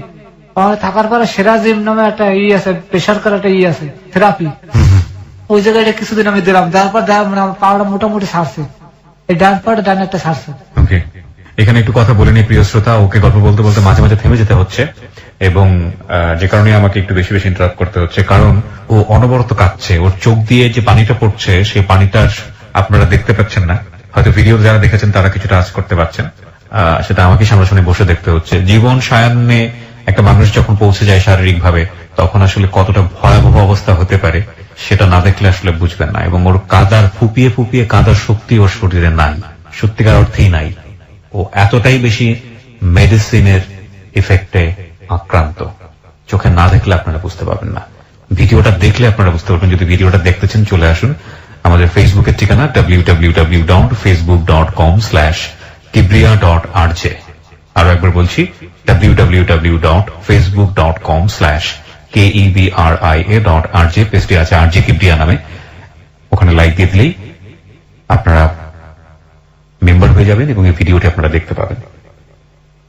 আসলেন লঞ্চে, তারপরে স্টেশন নেওয়ার পরে সবাই মিলে দিলে উদ্যোগ নিলে আমার চিকিৎসা করবে, কারণ আমার লাগার কেউ মেডিকেলে যায় না, সবাই কাজ মেডিকেল যে আমরা আছি। আমি বাসলেই ভর দিতে দিতে এমার্জেন্সিতে গেছি, এমার্জেন্সিতে প্রতিবন্ধী একটা কোঠা আছে খালি, ওরা ফ্রি চিকিৎসা দেয় মেডিকেলে, এটা প্রধানমন্ত্রী বলে করিয়ে দিয়েছে। তা আমার দেখে আর প্রতিবন্ধী মনে করছে, আমি বললাম না আমি প্রতিবন্ধী না, ভালো মানুষ, আমি প্রতিবন্ধীতে যাবো কথাটা কনে ভুল করে ফেলাইছি। ওহো, করলো না ভর্তি, মানে সবাই এটা প্রতিবন্ধী, এটা প্রতিবন্ধীর খাতা দিয়ে দেয়, আমি চাই প্রতিবন্ধী মানে এটা পাগলের লোক আমার থাকতে হইবে। আচ্ছা আচ্ছা, আমি করলাম নাম পাগল, নাম পাগল, প্রতিবন্ধী না, ভালো মানুষ, আমার প্রতিবন্ধীর মধ্যে দেবেন কা, কিন্তু এই কথা না করলে আমার চিকিৎসাটা হইতো, সব চিকিৎসা ফিরে পেতাম আমার। তারপরে আমার একজন থাবুরতে কলা বলো তোর তো কপাল পুললে, তোর তো সব চিকিৎসা ফিরিয়ে আসলো, এটা মাননীয় প্রধানমন্ত্রীর তহবিল, সব ফিরে পেতে। বুঝতে পারিনি ভাই প্রতিবন্ধীর কথা কইয়া, পরে আমার নিল না, মেডিসিন বাড়ি লিখে দিলে বাড়ি দেখাইছি, আবার স্টেশনে এলাম, স্টেশনে আইয়া আমার ওই যে বউ ওই ইউনিয়নের সেক্রেটারি করে কেমনে কেমনে মনে করেন যে ই করে লইছে, আমার আর থাকতে দেবে না, আমার মারিয়ে বার করে দিল। এই যে ম্যাডাম ঘটনায় আমার মোবাইলে মনে ফোন দিয়েছে, মনে করেন যে মানে কিছুটা ও হনছে, আর মোবাইলটা আমার বউর দ্বারা থাকতো, আমাদের মোবাইল নাই। আর এই আবার করলো যে এতে মানে এগুলো নষ্ট হয়ে গেছে। পরে সবাই মিলে করে চান্দা উঠে আমরা, আর তুমি মোস মারো, আমার মারিয়ে বার করে দিল আমার স্ট্যান্ড দিয়ে। পরে সেগুনটা গেছে যে ডিসির ব্যবসা করে সরাব ভাই, হায়দ্রাবাদ দিয়ে উঠলাম যে ভাই আমার তো যাওয়ার কোনো জায়গা নেই, কই যাবো? পরে ঠিক আছে তুই এনে থাক। আর আমি মনে করেন সবাই চান্দা মান্দা উঠে দুপুর বেলা সবাই ভাতা হেঁদে 1 মিনিট করে ভাত আমার লোকের রেখে দিত। এই আবার ওই যে ওই বিল্ডিং এর যে কেশিয়ার কফলুদ্দিন সাহেব, এই দেখছে, দেখে করলে ছেলের তো আমার চাকরি করতে, যে পাকিস্তানি চাকরি করতে এই শত্রু ভাই এগুলো করেছে। পরে করলে কি সমস্যা, সবাই জানলে আমি লোকের দক্ষিণে সভাপতি বাজিত ভাই হেও দেখছে, আর মিললে দিলে আমার ওষুধ মোটামুটি ওষুধ কিনে দিতে আছে। আর ওই যে কফলুদ্দিন সাহেব তিনি বলে আমার বাদ দিতেছে ফ্রি, কোনো ভাত খাওয়াইতেছে খালি, আর মাঝে মাঝে ওষুধ পানি কিনে টিনে দিতে আছে। মোটামুটি ভাই আমি অনেক ভালোই আসছিলাম ভাই, কিন্তু শেষ সময় আমার লোকের যে বন্ধু বান্ধব আরো আমার লোক বিপ্লব মিলে করলো, স্যার স্টোকের রোগে বেশি দিন বাঁচে না, ও মরে গেলে থালা পুলিশ করা লাগবে, এই লাস্ট লয়ে আমাকে জামাটা করা ঘরে বাইর করে দেন কিছু টাকা পয়সা দিয়ে, এতে ভাই আমি অনেক ভালো থাকতে পারতাম, আমি থেরাপিও দিতে পারতাম, আমি দুধ খাই আমার শরীরে ভালো থাকতাম, খাইয়ে খুব ভালোই আসছিলাম। কেমন কেমন স্যারের বুঝাইছে, তারপর কিছু টাকা পয়সা উঠে আমাকে বিদায় করে দিল। আমার দরপুর একটা গল্লা হয়ে দিল, 1500 টাকা মাস হোটেল দেখাই দিল, খাইলাম, 2 মাসের মধ্যে 10,000 টাকা শেষ। 10,000 টাকা সবাই মিলে দিল, উড়ে দিয়েছিল, আর বাইজিৎ ভাই দিয়েছিল 2,000 টাকা। পরে তোমার কাছে শেষ, তারপর মনে করি 4,000 টাকার মতন 7,000 টাকার মতন বাকি বুকে জমছে করতে পলাই বেরিয়ে পড়লো। তারপর রাস্তা রাস্তা ঘুরতে আসি, হঠাৎ করে মনে করে যে সিলেট মাঝে আছে একটু দোয়া লইয়ে যাওয়ার সময় গাড়িতে গেছি, আমার সময় তো তার গাড়িতে উঠে না, জিদ করে ভাই আমি আস্তে আস্তে ঢাকায় যাই করছি। সিলেট থেকে আপনি হাঁটতে হাঁটতে ঢাকায় আসছেন? 11 দিন লাগছে আমার, 11 দিন। গাড়িতে নেয় না কেউ আপনাকে? কেউ নাই না ভাই, গাড়িতে উঠতেই তো পারিনি, যাও না ভাই আমাদের টাকা নেই, তোমার যে হেল্পার গেটের সামনে তো টাকা সিট নেই, তুমি কামনে যাবো বইয়ে বয় নেন, সম্ভব না। আমি 11 দিন বই আমি ঢাকা যাইতে তো আমার হাড়ের অবস্থা খারাপ। The ugliest truth of society. এবং যারা আজকের এই অনুষ্ঠানটা শুনছেন তারা হয়তো শুধু ওকে দোষী দিবেন, দোষী দেওয়াটাই স্বাভাবিক, কারণ ওই লোভটা না করলে বা ওর কি বা করার ছিল, তো ট্র্যাপে পড়েছে এখানে, লোভ না করে কিভাবেই বের হয়ে আসতে পারতো। তবে এটা ঠিক যে ওর লোভ হয়েছিল মাঝখানে, কারণ ওর টাকা পয়সার কথা বারবার আসছিল, ওর জায়গাটা থেকে লোভটা করাটাও কি স্বাভাবিক না? এটাও একটা বড় প্রশ্ন। কিন্তু একজন রোগী, একজন রোগাক্রান্ত মানুষ, একজন দুস্থ মানুষ যার শরীর দেখে বোঝা যায় যে শরীরে রোগ বাসা বেঁধেছে, এই মানুষটা কি বাসের মধ্যে ছোট্ট একটা জায়গা পেত না? একটা ওই যে টানেল যেটা থাকে মাঝখানে হেঁটে গিয়ে দুপাশে বসতে হয়, টানেলের কোন একটা জায়গায় তাকে কি বসিয়ে নেওয়া যেত না? করেন না দুটো কারণে। একটা হচ্ছে বাসের সিটে যারা বসে থাকেন তারা স্বস্তি বোধ করেন না, তাদের আসলে অনেক আরামের প্রয়োজন, এবং তারা আরামে বসে থাকতে গিয়ে এই ধরনের মানুষজন দেখে যদি বিরক্ত হয়, কারণ তারা মনে করে এরা হিরোইন খায়, এদের জীবনটা এরা নিজেরা নষ্ট করছে, সুতরাং এদের শাস্তি হিসেবে আমাদের এদের সাথে খারাপ ব্যবহার করা উচিত। একটা শব্দ তো আমাদের সমাজে প্রচলিত আছে হিরোইনচি বললে আসলে কিছু বলতে হয় না, আগে পিছিয়ে কিছু বলতে হয় না, ও খারাপ, ও শাস্তি প্রয়োজন। ওই সিটে বসা মানুষগুলো যখন খারাপ চোখে দেখেন তখন হেল্পার, সেও তো এই শ্রেণীরই মানুষ, এদের মতোই খেটে খাওয়া মানুষ, সেও বাধ্য হয় খারাপ আচরণ করার জন্য। যারা আজকের এই অনুষ্ঠানটা শুনছেন, রেডিওর শ্রোতা যারা আছেন, আমি বিশ্বাস করি তাদের মধ্যে অনেকেই এরকম আছেন। এই অনুষ্ঠানটা শুনে উহুহা করবেন, সকালবেলা আবার যা তাই হয়ে যাবেন, কিন্তু আমি এটা বিশ্বাস করতে চাই এই অনুষ্ঠানটা আজকের পরে হয়তো অনেক কি পাল্টাবে। ভাই, খুব ক্ষুদ্র জীবন, মানে অল্প কিছু সময় নিয়ে দুনিয়াতে এসেছি, হ্যাঁ, এবং আজকে আছি, কালকে নাও থাকতে পারি।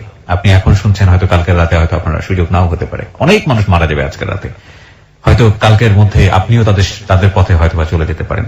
মানে এই ক্ষুদ্র জীবনে এত আরাম আয়েশ, এত বেশি লালসা, এত বেশি লিপ্সা, এত বেশি জিহাংসা, লাভটা কি? চলেই তো যেতে হবে। তাহলে কিছুদিন অন্তত মিলেমিশে এইরকম দুস্থ মানুষ যারা, এদের পাশে একটু দাঁড়ান না, দেখেন না, মানে মানব জীবনে শান্তিটা আসলে কোন জায়গাটা একটু খুঁজে দেখেন না প্লিজ। মানে সুযোগ দিন। আপনি যে জায়গায় বসে আছেন বা যেভাবে লাইফ লিড করছেন, কালকে সেটা আপনার নাও থাকতে পারে, এটুকু তো বিলিভ করেন। আচ্ছা, তো আপনি 11 দিন হেঁটে হেঁটে আপনি সিলেট থেকে আপনি ঢাকা আসলেন, এইরকম একটা মানুষ। স্যান্ডেলটা আমার সামনে দেখছেন না, ওই একটা স্যান্ডেল পা তারা ফুটে হয়ে গেছে, পরে কিনে নিয়েছে গাউ ছিঁড়ে দিয়ে 100 টাকা দিয়ে। খাওয়ানোর কোনো চিন্তা করা লাগবে না। সিলেটের মানুষ আল্লাহ অনেক ভালো মানুষ। ওরা রাস্তার মধ্যে বইয়ে রয়েছি, এই জিজ্ঞাসা কি বাবা তোমার এবিল লাগতেছে, কা মাথা না কা এদি লাগছে, এসে মাথা ধুলাতাম, কথা কইতাম, বরিশালের ভাষা কথা মনে ডাকাত ঢুকে মনে করে মাইন মেরে দেবে, এরকম কব্বা বান ধরলাম, কথা কইতাম না, খাওয়ানোর কথা বললাম, মাথা ধুলাতাম। কতটা বাড়িতে নিয়ে ভাত খাওয়াইতে হবে, বিশ্বাস করেন ভাই, ওরা মনে করেন নিজে আপন লোকের মতন আমার দেখছে। কতটা বাড়িতে যাও, 10 টাকা 20 টাকা দিয়ে দিতে, তুমি যাও, আর খালি আল্লাহ দ্বারা ফরিয়াদ করতাম, আল্লাহ আমি তো কইতে পারি না, তুমি আমার মানুষ দেখাই দাও। মাদ্রাসার পোলাপানরা আমার খাওয়ান কিনে দিয়ে গেছে। আল্লাহর বিশেষ একটা রহমত আমি সিলেট পর্যন্ত পাইছি। যখন ঢাকা শহরে ঢুকলাম, যার দ্বারা আত্মাতে কয় কোনটা খাও, বাবা খাও না হিরোইন খাও। আজকে পার্কে বয়ে রয়েছি, আপনারা আমাকে সময় আমি তাড়াতাড়ি ওদিকে বলছি, তাড়াতাড়ি যাইতে হবে। কটা বয়স ভালো মোটামুটি স্টুডেন্ট পোলাপান, মামা আমার একটু দিতে পারো, আমি একটু খাবো। তখন আমার খুব খারাপ লাগছে, আল্লাহ আমি কোন ধরে তোমার লইয়ে যাও, আমার আর থাকতে পেয়ে না। প্রিয় শ্রোতা, আমরা আরেকটা বিরতি নেব, মাত্র 5 মিনিটের বিরতি। 5 মিনিট পরে আমরা আবারও ফিরে আসবো ক্লোজ আপ প্রেজেন্স হ্যালো 8920-তে। আজকে ফারুক দুস্থ একজন মানুষ, সে এসছে আমাদের হ্যালো 8920-তে, আমাদের হ্যালো 8920 পরিবারের কাছে তার জীবনের গল্পটা বলার জন্য, আর 10 জন মানুষকে সচেতন করবার জন্য যে আপনিও যে কোনো সময় ভিকটিম হয়ে যেতে পারেন, সচেতন থাকুন। কিছু কিছু মানুষ থাকে একেবারেই বিনা লোভে বাধ্য হয়ে বিপদে জড়িয়ে যায়। আমাদের আজকের অতিথি তাই, যদি ওর কথাগুলো আমরা আগাগোড়া বিশ্বাস করি, এবং বিশ্বাস না করে উপায় নেই, কারণ ওর জীবনের যে সারল্য, যে বলাটা, প্রত্যেকটা জিনিস এত পুঙ্খানুপুঙ্খ ভাবে ও বলছে, তাতে বিশ্বাস না করে উপায় নেই। আমরা 5 মিনিট পরে আবারও ফিরে আসবো। ওকে যদি দেখতে চান চলে আসতে পারেন আমার ফেসবুক পেজে, ফেসবুকের ঠিকানা www.facebook.com/kibria.rj। আমি আবারও বলছি www.facebook.com/kebria.rj পেজটি আছে আরজে কিবরিয়া নামে। ফিরছি ঠিক 5 মিনিট পর। Close Up presents Hello 8920. Close Up. The closer, the better. Close Up presents Hello 8920. Close Up. The closer, the better. প্রিয় শ্রোতা, আমরা একেবারে শেষের দিকে চলে এসেছি। নিঃসন্দেহে একটি দুর্ধর্ষ, কি বলবো, একেবারেই সহ্য করা যায় না এরকম একটি অমানবিক জীবনের গল্প। আমরা কথা না বাড়িয়ে আবারও ফারুকের কাছে ফিরতে চাই। যারা জীবনের গল্প বলতে আমাদের এখানে আসতে চান তারা আমাদেরকে ফোন করবেন। আমাদের ফোন নাম্বারটি হচ্ছে 09613892892। আমি আবারও বলছি 09613892892। হ্যাঁ ফারুক, শুনি তারপর। নারায়ণগঞ্জ গেছে, আমার বন্ধু থাকে ড্রাইভার, আমি খোঁজার লোকে নারায়ণগঞ্জে গেলাম। আচ্ছা, চাষারা দিয়ে আমি অসুস্থ হয়ে পড়ি। নারায়ণগঞ্জ চাষারা, হ্যাঁ। পরে আমি যে 8 অবস্থায় স্ট্রোক করছি আমি নিজে জানি না। ডাক্তার একটা স্বাস্থ্য সেবা আছে নারায়ণগঞ্জে, ওনার ডাক্তারে করলো নাম টিকিট কেটে দেখালাম, উনি কাউকে দেখে কথাবার্তা করে কাউকে আপনি স্ট্রোক করছেন, আপনি এই মুহূর্তে আপনার আত্মীয়স্বজন খবর দেন। তার আগে একটা কাজ আমরা একটা ইসিজি করে নিলেন, ইসিজি দেখে আপনি বাঁচতে আছেন, হয়তো বিশ্বাস হয় না। তখন আমি ইসিজি রেফারেটরে কাউকে আপনি ঢাকা যাই যে কোনো যে মেডিকেল পাবেন হেঁটে যায় তাতে ভর্তি হইবেন। আমি ওই মুহূর্তে মনে করেন ঢাকা দিকে রওনা দিলাম।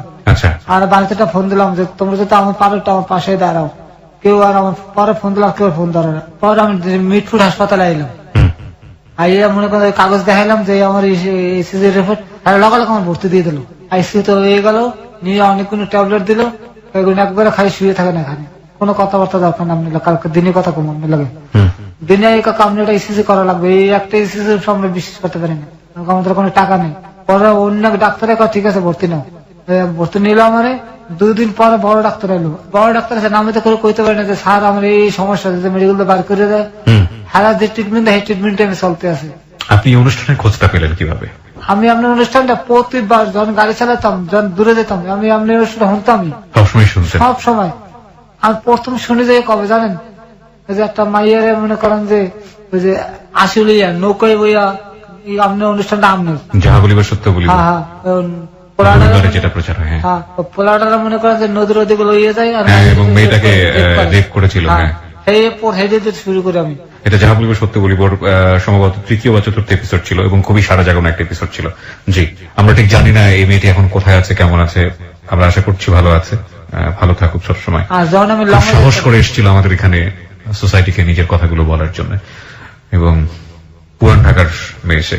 তো আপনার এই সময় মনে হলো যে আপনার আমি জীবনে চিন্তা করলাম যে আমি যে কোনো সময় হার্ট স্ট্রোক করতে পারি, আমার 2বার স্ট্রোক হয়ে গেছে, মনে হয় আমি একটু শান্তিতে ঘুমাইতে চাই। মাথা দিয়েছে লগালগ দুনিয়ার এই কথা করে খালি মনে পড়ে কি ভুল করলাম, এই ভুল করলাম, খালি মানে প্রশ্ন জাগে। ছেলেটা কোথায় আপনার? আমার মায়ের দ্বারা আছে। কথা বলা হয় না ভাই, মনটা খালি খা খা কান্দে। কি জীবন, মনুষ্য জীবন, কত দামি জীবন, সৃষ্টির সেরা জীব আমরা না, দুনিয়াতে আসলাম একদিন দেখা করছে কোনভাবে চাই না, কিনে দিছে দেখছে আর দেয়নি। ওই ঈদের আগে কথা আব্বা কবু খালি।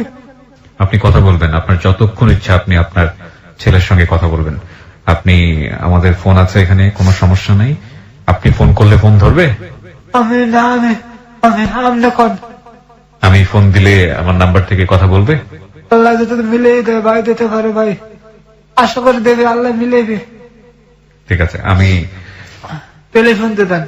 TNT থেকে দিব না? হ্যাঁ TNT দেখেন, এই নাম্বার গুলো মনে করে আমি দিই, TNT নাম্বারটা বোঝে না, TNT নাম্বার অনেক চালাক, পারি না। ডাক্তারে আমার ডাইরেক্ট কইছে তুমি নেশা 2টা নেশা না করলে তোমার 2 লাখ হার্ট স্ট্রোক হইতে পারে না। তুমি কি নেশা করছো আমারে কও, আমার পাশে লইয়ে গেছে, আমি কিন্তু কি শিখে করবো, আমি বাড়ি করে দেবে।